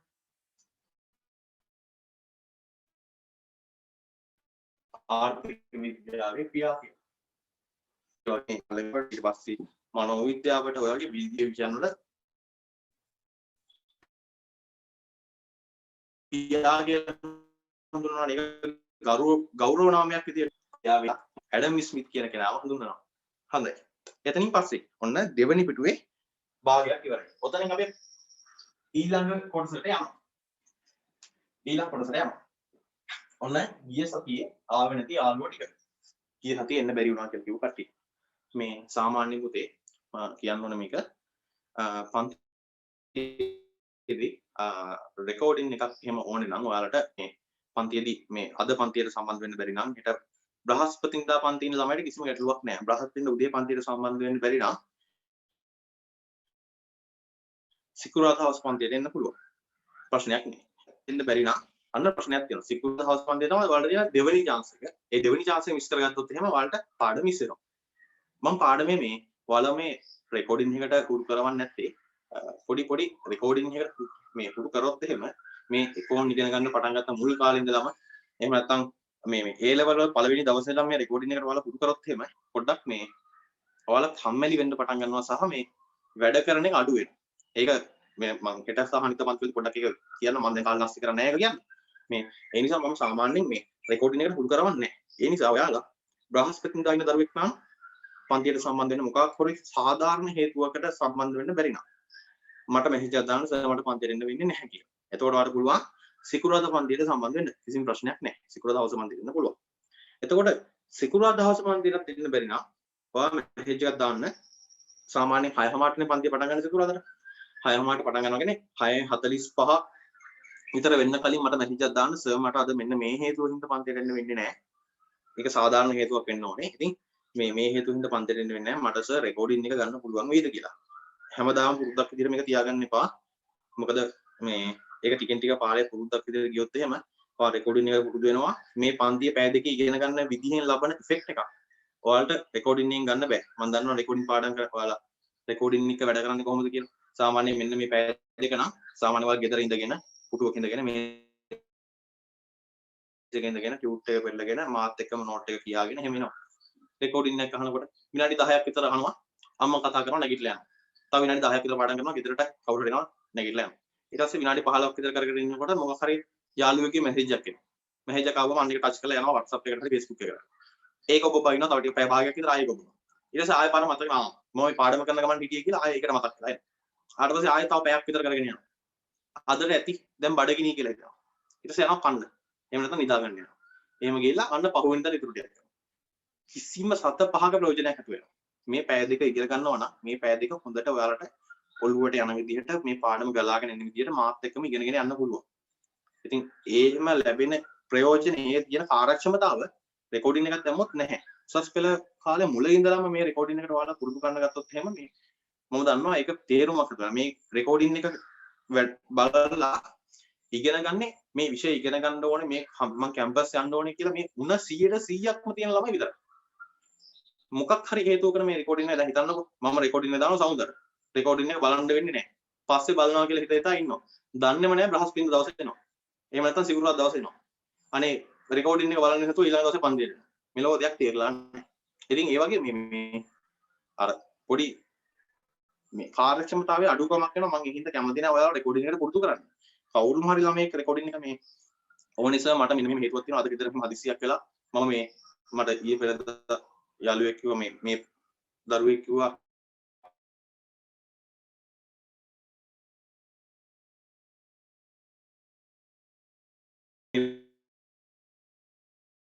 දාන්න හේතුුනේ කොහොම සර් මේ හමතර රෙකෝඩින් එකක් මම දිවලා කිව්වේ මම ඉතින් මේ එහෙම මේවා කරේ දැන් ඒ වගේ ගොඩක් 6:00ට පටන් ගත්තොත් එහෙම 7 විතර කිට් වෙදි කියන්නේ සර් මට රෙකෝඩින් එක ඕනේ කියලා. ඒතකොට මට රෙකෝඩින් ගන්න පුළුවන්. නැත්තම් සාමාන්‍ය රෙකෝඩින් දාන්නේ නැහැ. හරි. ඒ හින්දා මේ පුරුදු කරන එක පොඩ්ඩක් අවාසි වෙන්න පුළුවන් පුතාලගේ පැත්තේ. මට නම් කමක් නැහැ රෙකෝඩින් එක දුන්නේ නැහැ. මේ ප්‍රශ්නයක් නෑ මට ඔයාලා පන්තියට එනවා ඊට පස්සේ මගේ ටියුට් එක වාට දෙනවා රෙකෝඩින් එක දානවා ඔයාලා ඉගෙන ගන්න ඕන නම් කැමති නම් කියලා. එහෙම බෑ. මට පන්තියේ මේ වෙලාවේ වට මේ වෙලාවේ ගොඩනලා යවන්න ඕනේ. නැතුව මේ පස්සේ ඉගෙන ගත්තා වේ ඒගොල්ලෝ ඔය කැමති විදිහට ඉගෙන ගත්තා කියලා කියන්න බෑ. ඔයාලා මගේ ළමයි. මම තව අවුරුදු දෙකමාරකින් ඔයාලා කැම්පස් එකේ කියන දාට යවන්න ඕනේ. ඒකට වැඩ කරවන්න ඕනේ. ඒකට වැඩ කරවන්න මට නිකන් මේ රෙකෝඩින් එකක් විතරක් දාලා පැත්තකට ගිහලා අද්දක බලාගෙන ඉන්න බෑ. මම රෙකෝඩින් එකට ගොඩක් පුරුදු කරවන්න නැත්තේ. හොඳයි. ඉතින් කොටසට යන්න. මේ විද්‍යාවක් කියන්නේ මොකක්ද කියලා. ඔන්න විද්‍යාවක් කියන්නේ මොකක්ද කියලා ඉගෙන ගන්න යන්න. අපි ආර්ථික විද්‍යාව තමයි ඉගෙන ගන්නේ. ආර්ථික විද්‍යාව තමයි ඉගෙන ගන්න යන්නේ.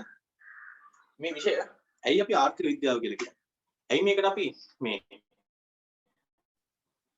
6:45 වෙලා මම 7 විතර ඇවරේජ් කියලා කිව්වේ ඔන්න 7:00 විතර වෙනකම් පන්තියයි 7:00 විතර වෙනකම් මට වෙලාව දෙන්න. මම කිව්වේ 5:00 වගේ යයි. 7 කියලා කිව්වට තව පැය භාගයක් ඇදෙයි ඔන්න. 8 විතර වෙන්නේ නැහැ. 8 විතර වෙන්නේ නැහැ. 7:00 විතර වෙනකම් යයි. හරි. මොකද්ද මේ විද්‍යාවක් කියන්නේ? අපි ආර්ථික විද්‍යාව ඉගෙන ගන්න. ඇයි පුතේ මේකේ විද්‍යාව කියලා වචනයක් දාන්නේ? මෙන්න මේ විද්‍යාව කියලා වචනයක් දාන්නේ. ඇයි මේ විද්‍යාව කියන එකක් දාන්න හේතුවක් තියෙනවා.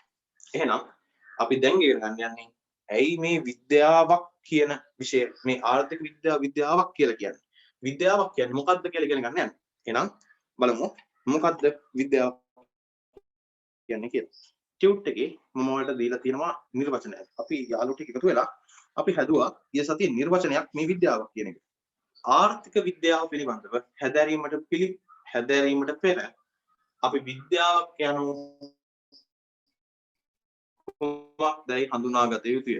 එහෙමයි කියලා ඔයා නිර්වචනයක් වුණ දාගෙන කියනවා විද්‍යාවක් කියන්නේ මොකක්ද කියලා. අපි බලමු මේ නිර්වචනය. ඔයා මේ වෙනකොට එක ලියාගෙන ඇත්තේ. එහෙනම් මෙතන දීලා ඇති නිර්වචනයක් ඕනෑම විශේෂ ශාස්ත්‍රයක හරි මම ඔය ලියලා තියෙන එකත් එක්ක පොඩ්ඩක් වෙනස් වෙයි මම දැන් කියන දේ. මොකද ටියුට් එන්නේ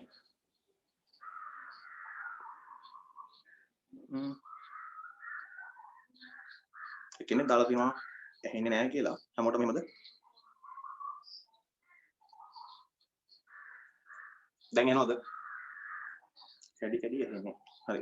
තප්පරයක් ඉන්න මම බලන්න රවුටර් කනෙක්ෂන් එක කොහොමද හරියට නැසලා කියලා.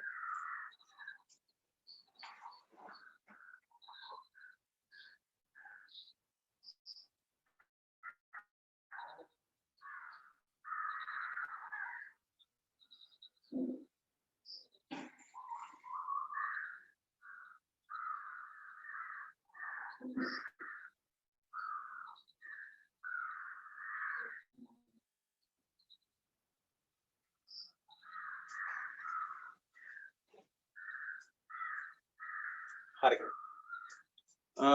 කැඩි ඇහෙන්න කියලා කියනවා. යාළුවෙක් මහෙන්ච් එකක් දාලා තියෙන්නේ ඒක පුතේ. තාමත් කැඩි තමයි ඇහෙන්නේ කියලා. මොකද කනෙක්ෂන් එකේ සිග්නල් ඉෂුව එකක් කියලා මට පෙන්වන්නේ නැහැ. ඔව් කවුරු හරි කෙනෙක් දාන්න.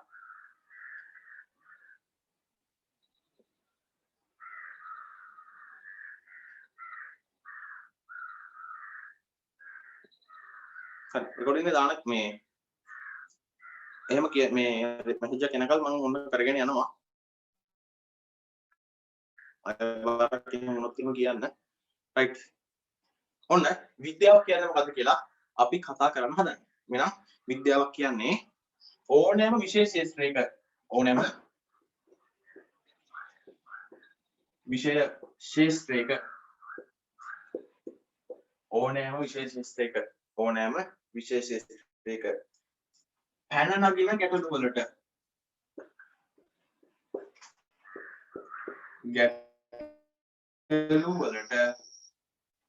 විසඳුම් සෙවීම සඳහා ඕනෑම විශේෂ ශාස්ත්‍රයක පැන නගින ගැටලු වලට විසඳුම් සෙවීම සඳහා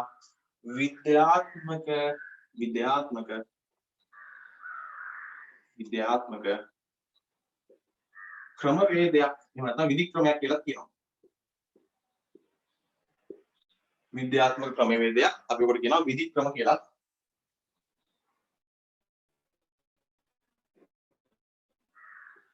විධික්‍රමයක් කියලා කියනවා. විද්‍යාත්මක ක්‍රමවේදයක් එහෙම නැත්නම් විධික්‍රමයක් භාවිතා කරන විෂය. අපි කියනවා හරි. අනුන් සරලවම බේසික් අදහස දුන්නා. ආර්ථික විද්‍යාවේ මේ විද්‍යාව කියන්නේ මොකක්ද කියලා අපි හොයාගන්න යන්නේ. අපි ආර්ථික විද්‍යාව ඉගෙන ගන්න කලින් ඉගෙන ගන්නකොට මේ විද්‍යාව කියන්නේ මොකක්ද කියලා. එහෙනම් අපි නිර්වචනයක් ලියා ගන්නවා පුතේ. මේ වෙනකොට ඔයාලගේ පොතේ ලියවිලා ඇති විද්‍යාවක් කියන්නේ මොකක්ද කියලා. විද්‍යාවක් කියන්නේ දරුවනේ ඕනෑම විෂය ශාස්ත්‍රයක පැන නගින ගැටලු වලට විසඳුම් සෙවීම සඳහා විද්‍යාත්මක ක්‍රමවේදයක් එහෙම නැත්නම් විද්‍යාත්මක විධික්‍රමයක් භාවිතා කරන විෂයක් අපි කියනවා විද්‍යාවක් කියලා. හරි මේක බලමුකෝ. මොකද්ද විද්‍යාත්මක විධික්‍රමයක් කියන්නේ? විද්‍යාත්මක විධික්‍රමයකට විද්‍යාත්මක ක්‍රමවේදයකට ප්‍රශ්නයකට පිළිතුරු හොයනවා කියලා කියන්නේ කොහොමද? මෙහෙමයි වෙන්නේ. හිතන්නකෝ උදාහරණයක් ගන්නම් මම. උදාහරණයක් ගන්නම්. මේ අපේ ඔයාලා ගෙදර ඉන්න කවුරු හරි මේ කට්ටියක් ඉන්නවනේ දැන් අන්න අම්මා තාත්තා ඔයා අයියා ඇති නංගි මල්ලි ඇති ඊට පස්සේ එහෙම නැත්නම් ගෙදර මේ ඇති කරන කවුරු හරි සතෙක් ඇතින් ඉතින් බල්ලෙක් ඉන්නවා කියලා හිතන්නකෝ. ඔය කට්ටිය තමයි ඔයාලගේ පවුලේ කට්ටිය. කොහොම ඉද්දී මේ අපි විද්‍යාවක් කියන එකට උදාහරණයක් කතා කරන්න යන්නේ. මේ ඕනම විෂයක ගැටලු වලට කොහොමද මේ විද්‍යාත්මක විධික්‍රමයක් භාවිත කරන්නේ? ඔයාලගේ ඔන්න දවසක් උදේ 10 මාරට විතර පුතාලගේ අම්මා දකින්නවා ගෙදර තියෙන මල් පොච්චිය බින්දලා. උදේ 10 මාරට විතර ගෙදර තියෙන මල් පොච්චිය බින්දලා දිනවා මම දකින්නවා. එතකොට අම්මා මෙන්න මල් පොච්චිය බින්දලා තිනවා උදේ 10 මල් පොච්චිය බින්දලා තිනවා. කවුද මේ මල් පොච්චිය බින්දේ? රයිට්. තාමත් අර ඇහෙන්නේ නැති එක දිනවනේ. පුතේ කවුරුහරි මයික් ඔන් කරන්න. නවෝදය පුතේ කැඩි හැම තාම තියනවද? ඔව් සර්.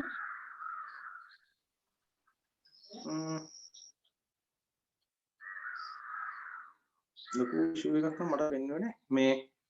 මට මෙහෙම වෙන්නේ නැහැ. මට මගේ නමට යටින් අර අපේ හොස් දීලා තියෙන නමට යටින් පෙන්වනවා නේද සිග්නල් කොහොමද තියෙන්නේ කියලා. එතන තියෙන්නේ සුදු පාටද කොළ පාටද හරි කහ පාට හරි එහෙම නැත්නම් ඒකද නැත්නම් රතු පාටද?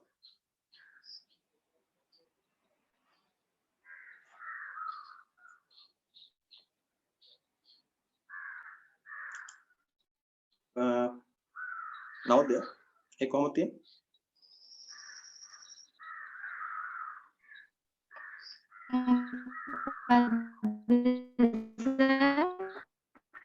ඇහෙන්නේ ඇහෙන්නේ නැතුව ගියා. මම හිතන්නේ පොඩි සිග්නල් ඉෂුව එකක් තියෙනවා. රයිට්. පොඩි සිග්නල් ඉෂුව එකක් තියෙනවා. සර් ඇහෙන්නේ කැඩි කැඩි ඇහෙන්නේ. එහෙම වෙන්නේ නේ. මට හොයාගන්න විදිහක් නෑ ඇයි එහෙම කියලා. මොකද මේ රවුටර් එක සිග්නල් තියෙනවා හොඳට තියෙනවා කියලා පෙන්නනවා. මම රවුටර් එක සිග්නල් තව වෙනවා. සබ් එක කන වහම කියලා වෙනවා. ඒ වුණාට මේ කනෙක්ෂන් එක චෙක් කරලා බලුවම මෙහෙත් තියෙනවා. නමුත් එතන හරියට ටච් කරගන්න විදිහක් නෑ කොහොමද මේ වෙන්නේ කියලා. හරි. බලමු. තව ටිකකින් හරියයි සමහරට මේ වෙලාව හවස 6:07 කියලා කියන්නේ අර කනෙක්ෂන් එකේ පොඩි එකක් එන වෙලාව. ඒ ලංකාවේ ගොඩාක් වැඩිපුරම මේ ඉන්ටර්නෙට් භාවිතය සිද්ධ වෙන්නේ මේ හවස 7:00 8:00 අතරනේ. මේ වෙලාවේ එහෙම එන එකක් වෙන්නේ නැති ගොඩක් වෙලාවට. රයිට්. එහෙනම් ඔන්න ඔයාලා ගෙදර අම්මා දකින උදේ 10 මාරට විතර මේ වගේ මල් පොච්චිය බිඳලා තියෙනවා. එහෙම මල් පොච්චිය බිඳලා තියෙනකොට අම්මා අන්න ගැටලුවක් දකිනවා. මෙන්න මේ ගැටලුවට පිළිතුරු සොයන්න විද්‍යාත්මක ක්‍රමවේදයක් අම්මා දැනුවත් හෝ නොදැනුවත් මෙන්න අනුගමනය කරන විද්‍යාත්මක ක්‍රමවේදය. එහෙනම් ඕනෑම විශේෂයක් එයාට පැන නගින විවිධ ගැටලු තියෙනවා. මේ ගැටලු වලට විද්‍යාත්මක ක්‍රමවේදයක් භාවිත කරලා පිළිතුරු හොයනවා නම් එහෙම නැත්නම් නිගමනයකට එළඹෙනවා නම් අපි කියනවා ඒකට විද්‍යාවක් කියලා. එහෙනම් මේ විද්‍යාව ගැන අධ්‍යයනය කරන්න යනකොට අපි දැනගන්න ඕනේ මොකක්ද මේ විද්‍යාත්මක විධික්‍රමය. අපි මෙන්න මේ වචනේ තේරුම දැනගන්න ඕනේ. විද්‍යාත්මක විධික්‍රමයක් කියන්නේ මොකක්ද කියලා. අපි බලමු මේ කියන විද්‍යාත්මක විධික්‍රමය කියන්නේ මොකක්ද කියලා. විද්‍යාත්මක විධික්‍රමයක් කියන්නේ පියවර කිහිපයකින් යන විද්‍යාත්මක විධික්‍රමයක් කියලා කියන්නේ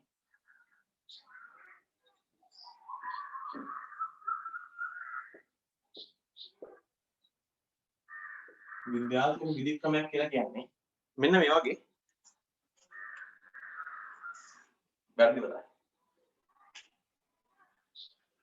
විද්‍යාත්මක විධික්‍රමයක් කියලා කියන්නේ පියවර කිහිපයක් ඔස්සේ අපි මොකක් හරි විෂයක ගැටලුවකට නිගමනයකට එළඹෙනවා. ගැටලුවක් සම්බන්ධයෙන් නිගමනයක් එළඹෙනවා. අපිට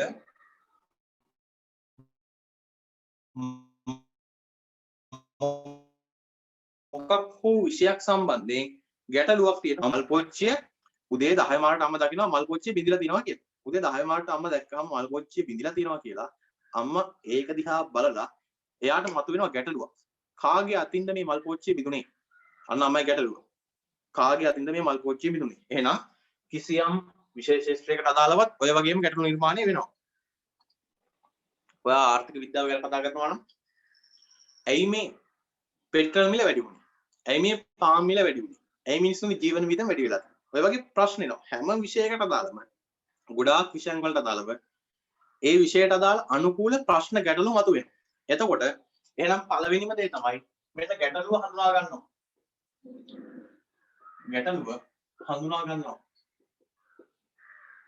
ඔයාලගේ අම්මා ගැටලුව හඳුනාගත්තා. මල් පෝච්චියක් බිඳලා තියෙනවා. මල් පෝච්චියක් බිඳලා තියෙනවා. අම්මට ගැටලුවක් ආවා. කවුද මේ මල් පෝච්චිය බින්දේ? අම්මයි ගැටලුව. කවුද මේ මල් පෝච්චිය බින්දේ? වෙලාව 10 මාරට විතර ඇති. කවුද මල් පෝච්චිය බින්දේ? ගැටලුව හඳුනා ගන්නවා. දැන් අම්මට මේකට විසඳුමක් හොයන්න ඕනේ. මේකට විසඳුමක් හොයන්න ඕනේ කවුද මේ මල් පෝච්චිය බින්දේ කියන ගැටලුවට. මෙන්න ඕකට උත්තර හොයන්න පටන් ගන්නවා. මෙහෙමයි උත්තර හොයන්නේ. අම්මා ඉස්සෙල්ලාම කරන්නේ මොකක්ද? මල් පෝච්චිය බින්දලා තියෙනවා දැක්ක ගමන් අම්මට ගැටලුවක් ආවා කවුද මේක බින්දේ? අම්මා උත්තරයක් හොයනවා. එක්කෝ ඔයා බින්දින්න නැති. ඔයා පිරිමි ළමෙක්ෝ ගෑනු ළමෙක් ඔන්න ඔයා තමයි ඉස්සෙල්ලාම ඔලුවට එන්නේ මෙයා බින්දින්න ඇති කියලා. දෙවෙනියට මං කියවනේ බල්ලෙක් හරි පුසෙක් හරි ගෙදර ඇති කරන්න නැති කියලා. එහෙනම් ඊළඟ අදහස තමයි බල්ලා තමයි බින්දින්න ඇත්තේ. එක්කෝ බල්ලා නැත්තම් කෙල්ල. එහෙම නැත්තම් එක්කෝ බල්ලා නැත්තම් කොල්ල. මේක තමයි මල් පෝච්චිය බින්දින්න ඇත්තේ. මෙන්න මේ වගේ ප්‍රශ්නයක් එනවා.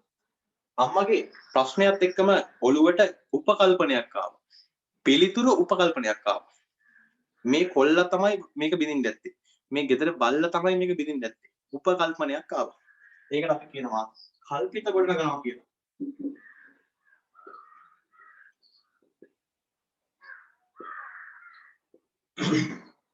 කල්පිත කොට නැගුවා. අපි මේ ගැටලුවට බලාපොරොත්තු වෙන පිළිතුර මෙන්න මේ වගේ වෙයි. මේ ගෙදර කොල්ලා තමයි මේක බිඳලා තියෙන්නේ. ගෙදර ඉන්න බල්ලා තමයි මේක බිඳලා තියෙන්නේ. එහෙම කියලා පිළිතුරක් කල්පිතයක් ගොඩනගන. ගැටලුව හඳුනාගත්තා. කල්පිතයක් ගොඩනගනවා. ඊළඟට අංක දෙක. අම්මා නිකන් හිතිච්ච පළියට කල්පිතයක් ඇති වෙච්ච පළියට ඔයාට ඇවිල්ලා බනින්නේ නැහැ. ඇයි මල් පෝච්චිය බින්දේ කියලා බනින්නේ නැහැ ඔයාට. අම්මා මොකද කරන්නේ? ඒ අම්මගේ ප්‍රශ්නයට අම්මගේ සැකයට හොඳ උත්තරයක් හොයාගන්න ක්‍රියාවලියක් අනුගමනය කරනවා. අම්මා අහනවා ගිහිල්ලා තාත්තෙන් අහනවා මේ හිතන තාත්තා ගෙදර ඉන්න දවසක් කියලා. තාත්තෙන් අහනවා මේ කොල්ලා උදේ 10ට විතර කොහෙද හිටියේ කියලා. ඒ කියන්නේ 10 මාට තමයි මල් පෝච්චිය බෙදලා දෙනවා දැක්කේ. අම්මා උදේ 9 මාරට මිදුළු අතු ගෑවා. එතකොට මල් පෝච්චිය බෙදලා තිබුණේ නැහැ. අන්න අම්මා කරුණු එකතු කරනවා. මම උදේ 9 මාට මිදුළු අතු ගානවා මල් පෝච්චිය බින්දිලා නැහැ. උදේ 10 මාට එතනින් යනකොට මල් පෝච්චිය බින්දිලා තියෙනවා. එහෙනම් මේ 9 මාර 10 ඇතුළත තමයි මෙන්න මල් පෝච්චිය බින්දින්න ඕනේ. අම්මා ගිහිල්ලා තාත්තෙන් අහනවා පුතා කොහෙද උදේ 10ට විතර හිටියේ කියලා.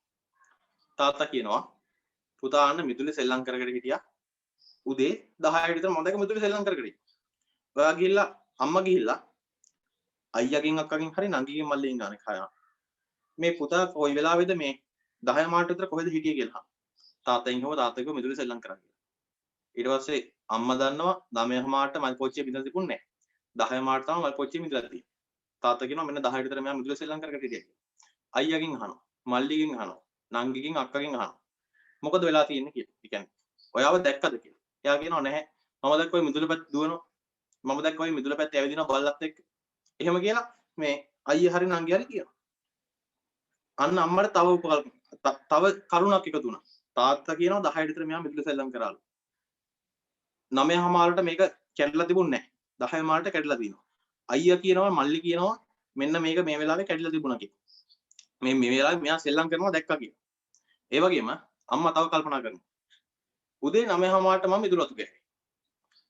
මම 10ට උදේ 10ට බල්ලට බත් එක කන්න දුන්නා. උදේ කෑම බල්ලට උදේට කන්න දුන්නා මම 10ට විතර. එහෙනම් උදේ 10ට විතර බල්ලා කෑම කකා හිටියේ. 10 මාරෙදි මේක මිදලා තියෙනවා. තාත්තා බින්දෙත් නැත්නම්, අයියා බින්දෙත් නැත්නම්, අම්මා ගෙදරින් බින්දුනෙත් නැත්නම්. එහෙනම් මේක බින්දින්න ඕනේ. ඔයා ගෙදර ඉන්න කොල්ල හරි කෙල්ල හරි ඔයා තමයි බින්දින්න ඕනේ. එහෙනම් අම්මන්න ඉස්සල්ලාම නිගමනයකට ආවේ නැහැ. අම්මා දැක්ක ගැටලුව. අම්මා ගැටලුව දැක්කා මල් පෝච්චියක් බිඳලා තියෙනවා. කල්පිතයක් ගොඩ නැගුවා. කාගේ අතින්ද මේක බිඳෙන්න ඇත්තේ? එක්ක කොල්ලා අතින් නැත්නම් කෙල්ලා අතින් එහෙම නැත්නම් බල්ලා අතින්. ඕකනේ. කල්පිතයක් ගොඩ නැගුවා. එකපාරටම ගිහිල්ලා මේ සැකේට චෝදනාවක් කෙල්ල කරේ නැහැ. එහෙම නැත්නම් නිගමනයකට ලැබුණේ නැහැ. අම්මා පියවර අනුගමනය කරා. පළවෙනි පියවර ගැටලුව හඳුනාගත්තා. දෙවෙනි පියවර කල්පිතයක් ගොඩ නැගුවා. තුන්වෙනි පියවර ඒකට දාලා දත්ත රැස් කරා.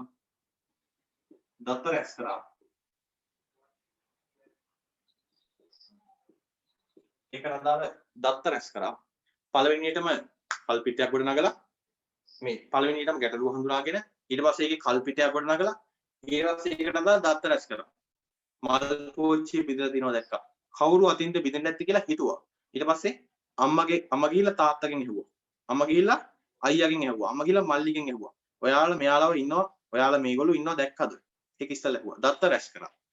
ඊට පස්සේ අම්මා රැස් කරා දත්ත ටික. තාත්තා කිව්වා අන්න 10ට විතර මෙයා සෙල්ලම් කරන ගමන් හිටියේ. 11ට විතර මෙයාලා මෙන්න මේ වගේ මිදුලේ ඉන්නවා දැක්කා. මම දැක්කේ නැහැ අයියා කියනවා මම දැක්කේ නැහැ ගේ ඇතුළේ ඉන්නවා. මිදුලේ තමයි ඉන්න ඇත්තේ. ඊට පස්සේ අම්මා දන්නවා බල්ලට කන්න දුන්නේ උදේ 10ට විතර. එහෙනම් බල්ලා කෑම කන ගමන් තමයි හිටියේ. දත්ත රැස් කරපු ටික අම්මා විශ්ලේෂණය කරනවා. රැස් කරපු දත්ත විශ්ලේෂණය කිරීම. දත්ත විශ්ලේෂණය කරනවා. පළවෙනියටම ගැටලුව හඳුනා ගන්නවා. කල්පිත ගොඩනගනවා. ඒ කල්පිතය ඔප්පු කරගන්න අවශ්‍ය දත්ත රැස් කරනවා. දත්ත ටික රැස් කරනවා. ඒ රැස් කරපු දත්ත ටික විශ්ලේෂණය කරනවා. ඒ දත්ත විශ්ලේෂණය කරලා ඉවර වෙලා අම්මා නිගමනයකට එළඹෙනවා. මෙන්න බල්ලා කන ගමන් හිටියේ. එහෙනම් බල්ලා නෙමෙයි මේක බින්දේ. තාත්තා ගෙදර හිටියේ. තාත්තා බින්දේ නැහැ. අයියා නෙමෙයි මේක බින්දේ.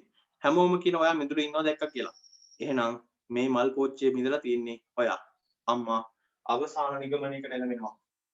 නිගමන වලට එළඹීම.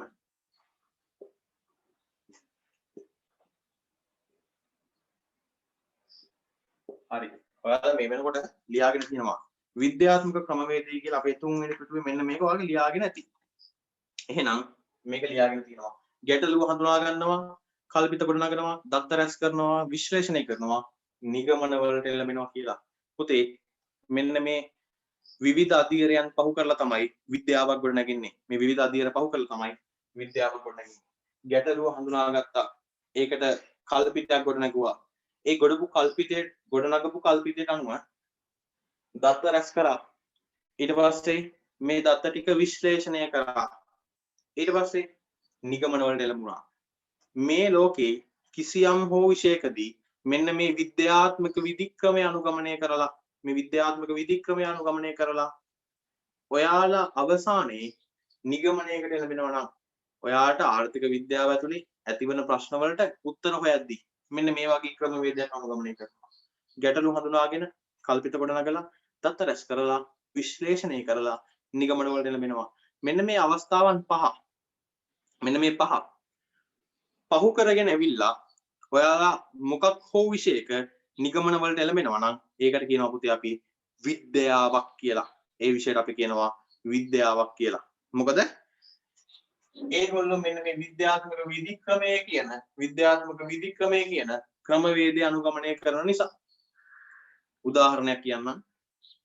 ජීව විද්‍යාව, රසායනික විද්‍යාව, භෞතික විද්‍යාව, මනෝවිද්‍යාව, ආර්ථික විද්‍යාව, දේශපාලන විද්‍යාව, සමාජීය විද්‍යාව, ඊට පස්සේ අධිකරණ විද්‍යාව. ඔය වගේ මේ විද්‍යාව කියන පාවිච්චි කරන හැම විෂයක්ම ඒගොල්ලෝ මේ විද්‍යාත්මක විධික්‍රමය අනුගමනය කරනවා. දත්ත රැස් කරනවා. ඊට පස්සේ මේ දත්ත රැස් කරනවා, ඒවා විශ්ලේෂණය කරනවා, ඒවා නිගමන වලට එළඹෙනවා. මෙන්න මේ වගේ එයාලගේ විෂය කරුණු සම්බන්ධ ගැටලු වලට මෙන්න මේ වගේ විද්‍යාත්මක විධික්‍රමයක් අනුගමනය කරන හැම විෂයකටම අපි කියනවා විද්‍යාවක් කියලා. එහෙනම් ළමයි අන්න ඒ නිසා තමයි අපේ මේ විෂයට විද්‍යාවක් කියලා කියන්නේ. අර කොටුව ඇතුළේ ඔයාලා ලියාගෙන නැති මේ විෂය විද්‍යාවක් ලෙස හඳුන්වන්නේ ඇයි කියලා මේ කොටුව ඇතුළේ ලියාගෙන නැති. අර සටහන කියලා දාලා ඒක ඇතුලේ ඔයගොල්ලෝ ලියාගෙන නැති ඇයි මේ ආර්ථික විද්‍යාව විද්‍යාවක් ලෙස හඳුන්වන්නේ කියලා. ඒක පොඩි සටහනක් මේ වෙනකොට ලියාගෙන නැති. ආර්ථික විද්‍යාව මෙන්න මේ විධික්‍රමය අනුගමනය කරන නිසා තමයි පුතේ අපි ආර්ථික විද්‍යාව විද්‍යාවක් ලෙස සලකන්නේ. හොඳයි. ඒ කොටුවෙන් පස්සේ අපි අන්තිම කොටස මේ ලෝකේ පවතින විද්‍යාවන් ප්‍රධාන කොටස් දෙකකට හරි තුන්වෙනි පිටුවේ මැද සටහන කියන කොටුවට පල්ලෙහින් තියෙනවා මේ අනුව ලෝකේ පවතින විද්‍යාවන් ප්‍රධාන කොටස් දෙකක් යටතේ සාකච්ඡා කරනු ලබයි. ලෝකේ පවතින විද්‍යාවන් ප්‍රධාන කොටස් දෙකක් යටතේ සාකච්ඡා කරනු ලබයි. මේකදී විද්‍යාව කියන්නේ මොකක්ද කියලා පුතාලා ඉගෙන ගත්තා. විද්‍යාවක් කියන්නේ මොකක්ද කියලා දැන් දන්නවා. ආර්ථික විද්‍යාව කියන්නේ මොකක්ද කියලා දන්නවා. ආර්ථික විද්‍යාව බිහි වුණේ කොහොමද කියලා දන්නවා. විකාශනය දන්නවා. ඊට පස්සේ ඉගෙන ගත්තා විද්‍යාවක් කියන්නේ මොකක්ද කියලා. දැන් මේ විද්‍යාවක් කියන එක අපි අධ්‍යයනය කරන්න යනකොට මේ ලෝකේ තියෙන විද්‍යාව කියන විෂය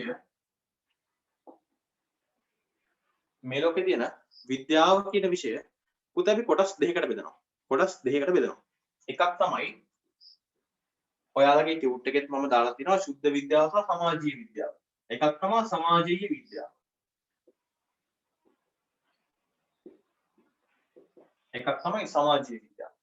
අනික තමයි ශුද්ධ විද්‍යාව.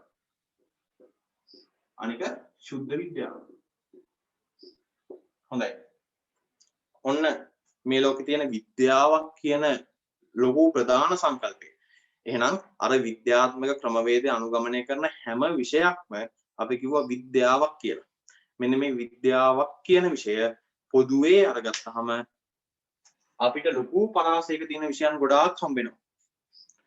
මෙන්න මේවල තියෙන විවිධ පොදු මේ පොදු ලක්ෂණ මත පදනම් වෙලා අපි ශුද්ධ විද්‍යාව සහ සමාජීය විද්‍යාව කියලා කොටස් දෙකකට වෙන් කරනවා. ශුද්ධ විද්‍යාව සමාජීය විද්‍යාව කියලා කොටස් දෙකකට වෙන් කරනවා. එතකොට මෙන්න මේ ශුද්ධ විද්‍යාවක් කියන්නේ මොකද්ද කියන එක අපි එදා කතා කරා. එහෙනම් බලමු මොකද්ද ශුද්ධ විද්‍යාවක් කියන්නේ කියලා. පුතේ මේ ශුද්ධ විද්‍යාවක් කියලා කියන්නේ අපි මේකේ ලක්ෂණات එක්ක මේ ගැන කතා කරනවා. අපි දීලා තියෙන නිර්වචනයත් එක්කම අපි මේක කතා කරගෙන ඉස්සරහට යමු. මම ඔයාලට දීලා තියෙන නිර්වචනයක්. මෙන්න මෙහෙම.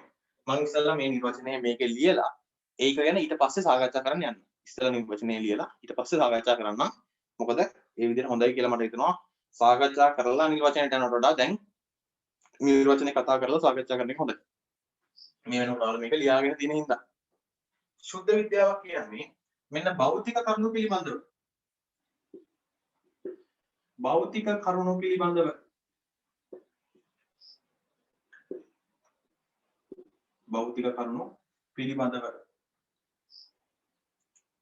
රසායනාගාර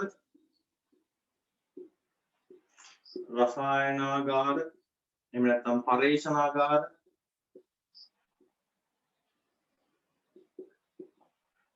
භෞතික කරුණු පිළිබඳව රසායනාගාර පරීක්ෂණාගාර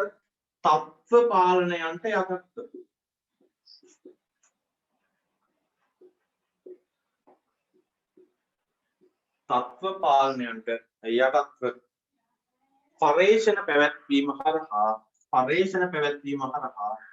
පරීක්ෂණ පැවැත්වීම හරහා නිගමනවලට එළඹෙන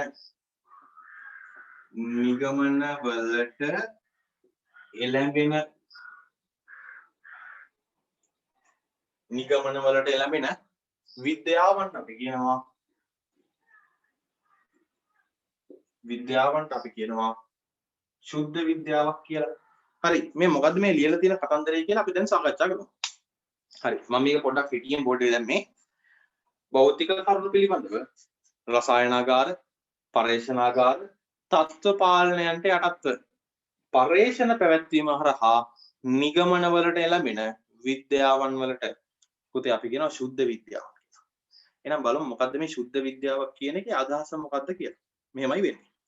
මේ ශුද්ධ විද්‍යාවක් කියන වචනේදී අපි අධ්‍යයනය කරනවා මේ ලෝකේ අපි විද්‍යාව කියලා කියන්නේ අර සම්පූර්ණ විෂය පද්ධතියේම අර ස්තර පහ එහෙම නැත්නම් විද්‍යාත්මක ක්‍රමවේදය අනුගමනය කරපු විෂයන් වලට ඒ ක්‍රමවේදය අනුගමනය කරපු විෂයන් වලට එහෙනම් ඒ ක්‍රමවේදය අනුගමනය කරපු විෂයන් වලට විද්‍යාවක් කියලා කියද්දී ඒකේ විශේෂ ලක්ෂණයක් තිබ්බා. සමහර විෂයන් තිබුණා ඒගොල්ලෝ අධ්‍යයනය කරේ භෞතික කරුණු පිළිබඳව.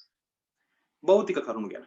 මේ ලෝකේ භෞතිකව පේන්න තියෙන දේවල්, භෞතිකව දැනෙන්න දේවල් තමයි ඒගොල්ලෝ අධ්‍යයනය කරේ. ඒ කියන්නේ අර ජීව විද්‍යාවේ අපේ මේ ලෝක ජීවත් වෙන ගස් වැල් ගැන, මේ ලෝකේ ඉන්න මිනිස්සු ගැන, ඊට පස්සේ මේ ලෝකේ ඉන්න සත්තු ගැන, ඒ වගේ භෞතිකව පේන දේවල්. එහෙම නැත්නම් මේ ලෝකේ අර බෝලයක් උඩ ඉඳන් පල්ලෙහාට අතෑරියාම බිම දැම්මහම ඒක පල්ලෙහාට වැටෙන්නේ ඇයි? ඇයි යකුණු ගහන්නේ? මේ තරු කියලා කියන්නේ මොකද්ද? ඉර කියලා කියන්නේ මොකද්ද? මේ ග්‍රහලෝක කියන්නේ මොනවද? අන්න ඒ වගේ මේ භෞතිකව පේන්න තියෙන එහෙම නැත්නම් අපිට දැනෙන දේවල් ඔය වගේ දේවල් ගැන තමයි අධ්‍යයනය කරා ශුද්ධ විද්‍යාවක් ඇතුළේ. කියන්නේ මේ භෞතික කරුණු ගැන සමහර විද්‍යාවල අධ්‍යයනය කරා. සමහර විද්‍යාවන් ඇතුළේ භෞතික කරුණු අධ්‍යයනය කරා. අනිත් දේ තමයි මෙන්න මේ භෞතික කරුණු ගැන අධ්‍යයනය කරන විෂයන් වල ඒගොල්ලෝ රසායනාගාර හා පර්යේෂණාගාර තත්වයන් ඇතුළේ කරේ. හිතන්නකෝ මම උදාහරණයක් ගන්නම්. තප්පරයක් දෙන්න මට.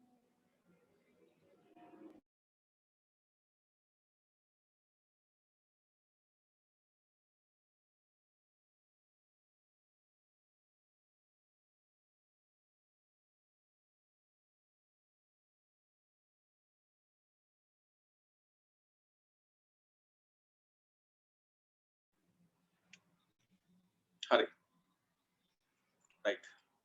මේ ලෝකේ සමහර විෂයන් වුණ අපි කතා කරන්නේ භෞතික කරුණු ගැන අධ්‍යයනය කරා. මේ විද්‍යාව කියන්නේ කොටස් දෙකකට බෙදුවා. සුද්ධ විද්‍යාව, සමාජීය විද්‍යාව කියලා.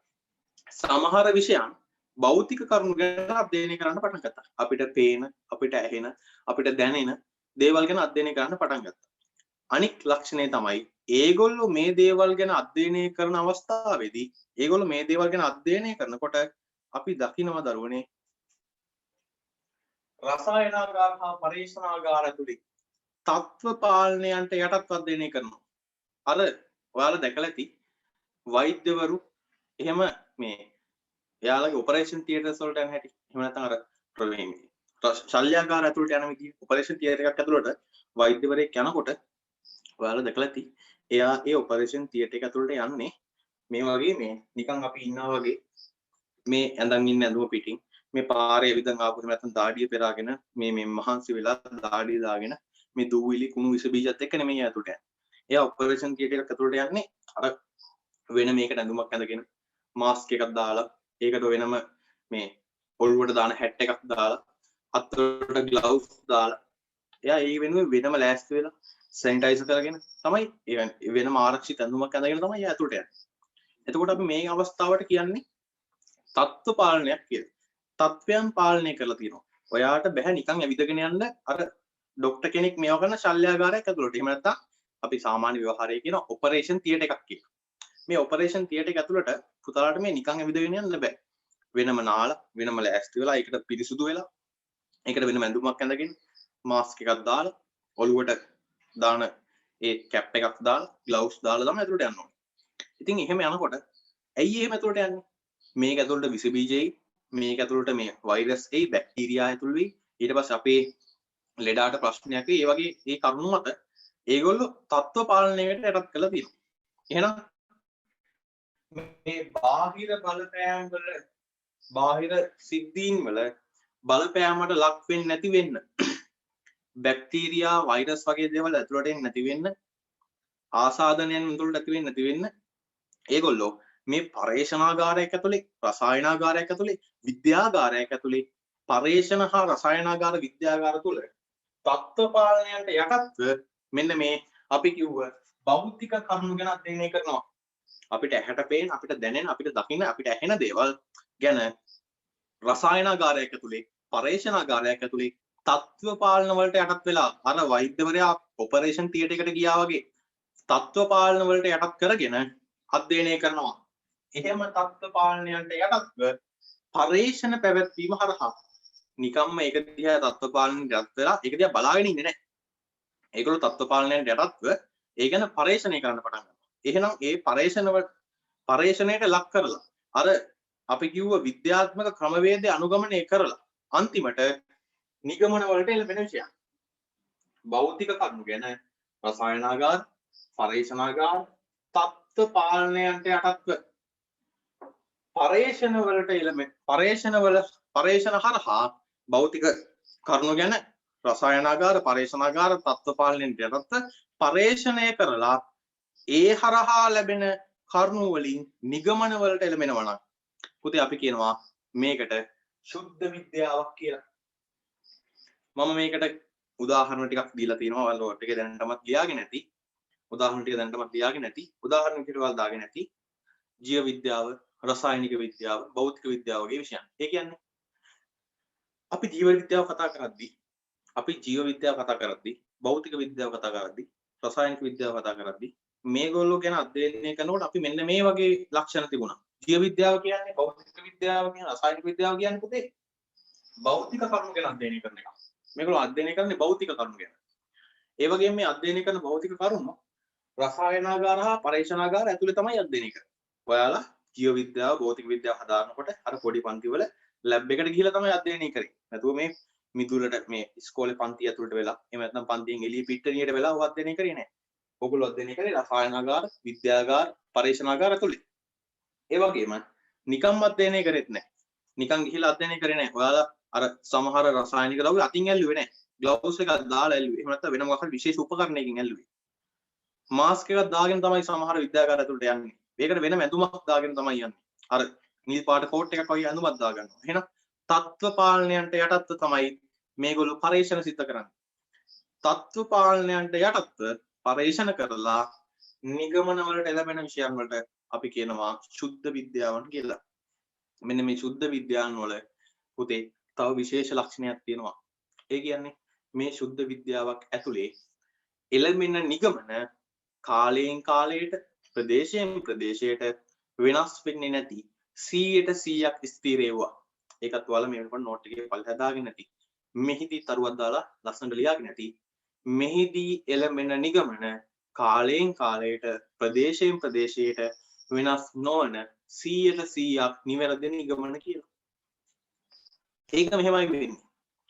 මේගොල්ලෝ මේ පරීක්ෂණාගාරයක් ඇතුලේ, රසායනාගාරයක් ඇතුලේ අන්තිම නිගමනයකට එළඹෙනකොට මේගොල්ලෝ එළඹෙන නිගමන කාලයෙන් කාලයට, ප්‍රදේශයෙන් ප්‍රදේශයට වෙනස් වෙන්න බැරි ස්ථීර නිගමන විදියට එළඹෙනවා. උදාහරණයක් ගන්නම්කෝ. පුතාලා දන්නවා ජලයට කියන රසායනික සූත්‍රය මොකද්ද? ඔන්න O level විද්‍යාවට වල ඉගෙන ගන්නවා. ජලයේ තියෙන රසායනික සූත්‍රය මොකද්ද පුතේ? ජලයට කියනවනේ අපි H2O කියලා. H2O කියලා. එහෙනම් මේ ජලය කියන ජල අණුවක් හැදිලා තියෙන්නේ හයිඩ්‍රජන් අණු දෙකක් සහ එක ඔක්සිජන් අණුවක් එකතු වෙලා. හයිඩ්‍රජන් අණු දෙකක් සහ එක ඔක්සිජන් අණුවක් එකතු වෙලා තමයි ජලය හැදිලා තියෙන්නේ. ඉතින් මේ ගැන කතා කරන්නේ අපේ රසායනික විද්‍යාව ඇතුළේ. කොහොමද මිනිස්සු මේක හොයාගත්තේ? භෞතික කරුණු ගැන, ඒ කියන්නේ ජලය ගැන රසායනාගාර, පරීක්ෂණාගාර ඇතුළේ තත්ත්ව පාලනයට යටත්ව තමයි මේක නිගමනයකට ආවේ. ඔන්න ඒගොල්ලෝ හොයාගත්තා H2O කියන්නේ ජලයේ තියෙන අණුක බන්ධනය කියලා.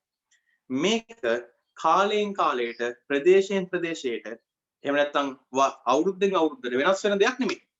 ඇයි ඒ?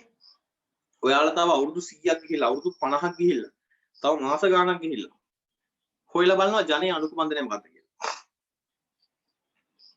ඔයාලට හම්බෙන උත්තරේ මොකද්ද? ජලය හැදිලා තියෙන්නේ H2O කියන එක.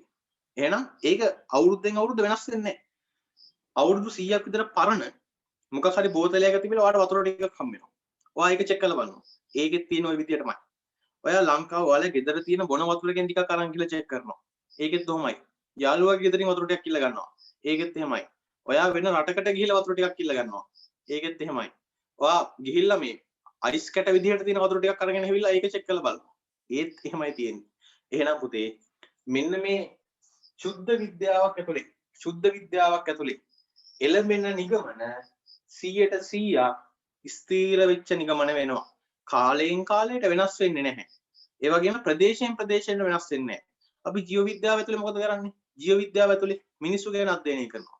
ඔයා ජීව විද්‍යාවට තමයි ඉගෙන ගත්තේ මිනිස්සුන්ගේ අස්ථි පද්ධතිය ගැන. මිනිස්සුන්ගේ ස්නායු පද්ධතිය ගැන.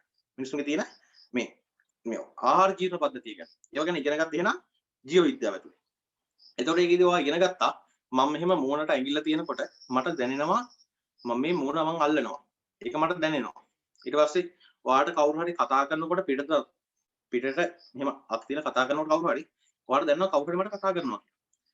ඔයාලා මේ වෙනකොට දන්නවා මේක ඔයාට දැනෙන්නේ ඔයාගේ ස්නායු පද්ධතිය හිත කියලා. ඔයාලා O level විද්‍යාවට ඉගෙන ගත්තා. මේ මං අත තියනකොට මට දැනෙන්නේ මගේ ස්නායු පද්ධතිය හින්දා. එහෙනම් මේක ඉගෙන ගත්තේ කොහොමද? භෞතික කරුණු ගැන රසායනාගාරයක් පරීක්ෂණාගාරයක් ඇතුළේ ඉඳලා තමයි තත්ත්ව පාලනයට යටත් වෙලා තමයි මේක නිගමනයකට එළඹුනේ. ඒ වගේම මේක කාලයෙන් කාලයට වෙනස් වෙන්නේ නැහැ. ඔයාට මෙහෙම අත තියලා ඇහුවත් ඔයාට දැනෙන්නේ ස්නායු පද්ධතිය. ඔයා සතෙක් අත තියලා බැලුවත් ඒ සතාට දැනෙන්නේ ස්නායු පද්ධතිය. එහෙම නැත්නම් ඔයා ආච්චිට සීයාට අම්මට තාත්තට මෙහෙම ඇඟිල්ල තියලා බැලුවත් එහෙම ඒගොල්ලන්ට දැනෙන්නේ එහෙමයි.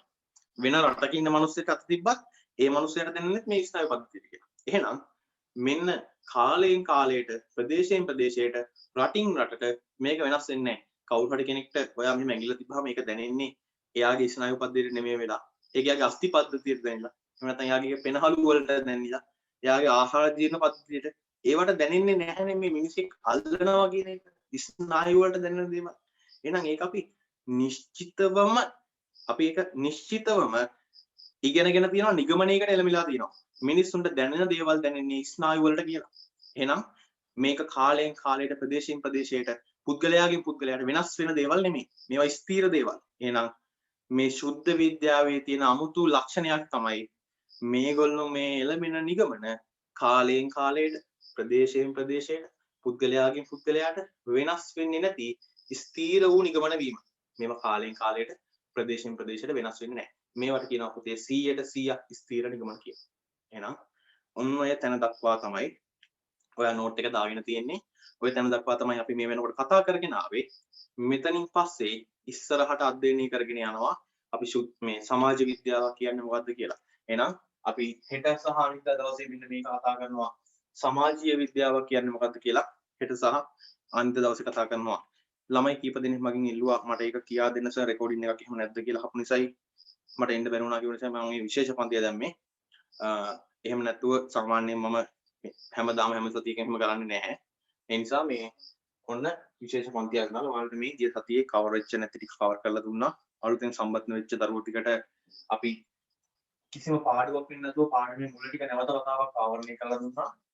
එහෙම කරලා දුන්නේ මේ අපි ඊළඟ දවසේ හෙට සහ අනිද්දා පන්ති වලට සම්බන්ධ වෙනකොට කිසිම ප්‍රශ්නයක් නැතුව එතන ඉඳන් සාමාන්‍ය විදියට වැඩේ කරගෙන යන්න පුළුවන් වෙන හින්දා අන්න ලබන සතියේ ඒ කියන්නේ ලබන සතියේ නෙමෙයි හෙට සහ අනිද්දා අපේ සාමාන්‍ය පන්ති පැවැත්වෙන්නේ බ්‍රහස්පතින්දා උදේ 9 ඉඳන් 11 වෙනකම් එක කණ්ඩායමක් යනවා. එහෙම නැත්නම් සිකුරාදා රෑ 6:00 ඉඳන් 8:00 වෙනකම් 6:00 ඉඳන් 8:00 වෙනකම් ඔන්න ඒ කාලවල දෙකේ තමයි අපේ පළවෙනි කණ්ඩායම සහ දෙවෙනි කණ්ඩායම කියන දෙකොල්ලෝ මේ පන්තිය ඉදිරියට කරගෙන යන්නේ. මෙහෙම කරගෙන යනකොට ඔන්න ඔයාට බ්‍රහස්පතින් උදේ එන්න පුළුවන් නම් එදාට එන්න පුළුවන්. සිකුරාදා උදේ සම්බන්ධ වෙනවා නම් ඒක සිකුරාදා රෑ සම්බන්ධ වෙනවා නම් ඒ පන්තියට සම්බන්ධ වෙන්න පුළුවන්. බ්‍රහස්පතින් කතා කරන එක තමයි සිකුරාදා කතා කරන්නේ. ඒ හින්දා දෙකම ඉන්න ඕනේ නැහැ. දෙකෙන් එක පන්තියකට තමයි ඔයා ඉන්න ඕනේ. එහෙනම් ඔයාගේ ලේසි විදිහට වෙලාවන් දෙකක් දීලා තියෙනවා. මේ දෙකේම පන්තිය පැවැත්වෙනවා. මේ දෙකටම සම්බන්ධ වෙන්න එකක්වත් මිස් කරගන්න එපා. දිගටම පන්තියට සම්බන්ධ වෙන්න. නැවත වතාවක් ඔන්න පන්තියට සම්බන්ධ වෙන්න බැරි මොකක් හරි හේතුවක් ඇති වුණොත් එහෙම මට මෙසේජ් එකක් දාන්න සර් මට පන්තියට එන්න බැරි වුණා. මට අද රෙකෝඩින් එක ගන්න ඕනේ කියලා මට කලින් මෙසේජ් එකක් දාන්න. පන්තිය පටන් ගන්න උදේ 9ට නම් 9 වෙනකොට මෙසේජ් එකක් 9 උපරිම 9 කාලේ. ඉතින් මෙසේජ් එකක් දාන්න සර් මට රෙකෝඩින් එක ඕනේ කියලා. සිකුරාදා 6:00න් පස්සේ උපරිම 6:45 වෙලි දාන්න රෙකෝඩින් එක ඕනේ කියලා. එහෙම නැත්නම් රෙකෝඩින් එක ප්ලේ වෙන්නේ නැහැ. හරිද? රෙකෝඩින් එක දාන්නත් සාධාරණ හේතුවක් තියෙන්න ඕනේ. සර් මට අද පන්තියට එන්න බැහැ. අද කම්මැලි. අද එහෙම කියලා එහෙම කියන්න බෑ. සාධාරණ හේතුවක් මත මට කියන්න ඕනේ. මෙන්න පන්තිය අද එන්න වෙන්නේ නැහැ සර්. මට ඒක කවර් කරගන්න වෙන දවසක් තියෙයිද කියලා. හරිද? එහෙනම් ඒ නිසා බ්‍රහස්පතින්දා සහ සිකුරාදා දවසට හම්බෙමු. නෝට් එක අද පාඩම් කරන්න මම කියා දුන්න ටික නැවත වතාවක් බලා ගන්න. හෙට උදේ හිස් අතින් එන්න එපා. හොඳට පාඩම් කරලා හොඳට වැඩ ටික කරලා ආයෙ පාරක් බලාගෙන එක්කෝ හෙට උදේ 9ට පන්තියට සම්බන්ධ වෙමු. නැත්නම් අනිද්දා හවස 6:00ට නැවත හම්බෙමු. මෙතනින් පස්සේ සාර්වාර්ථික විද්‍යාවේ සමාජීය විද්‍යාව කියන්නේ මොකක්ද කියලා අපි මෙන්න මේ කොටස අධ්‍යයනය කරන්න පටන් ගන්නවා. සමාජීය විද්‍යාව කියන්නේ මොකක්ද කියලා හෙට ඉඳලා අපි අධ්‍යයනය කරන්න පටන් ගන්නවා. එහෙනම් ඊළඟ දවසේ අපි උදේට හම්බෙමු. පුතාලට සුබ අනාගතයක් කියලා ප්‍රාර්ථනා කරනවා හැමෝටම අයබෝවන්. මම හෙට උදේ පන්තියේ ලින්ක් එක හෙට උදේට දාන්නම්.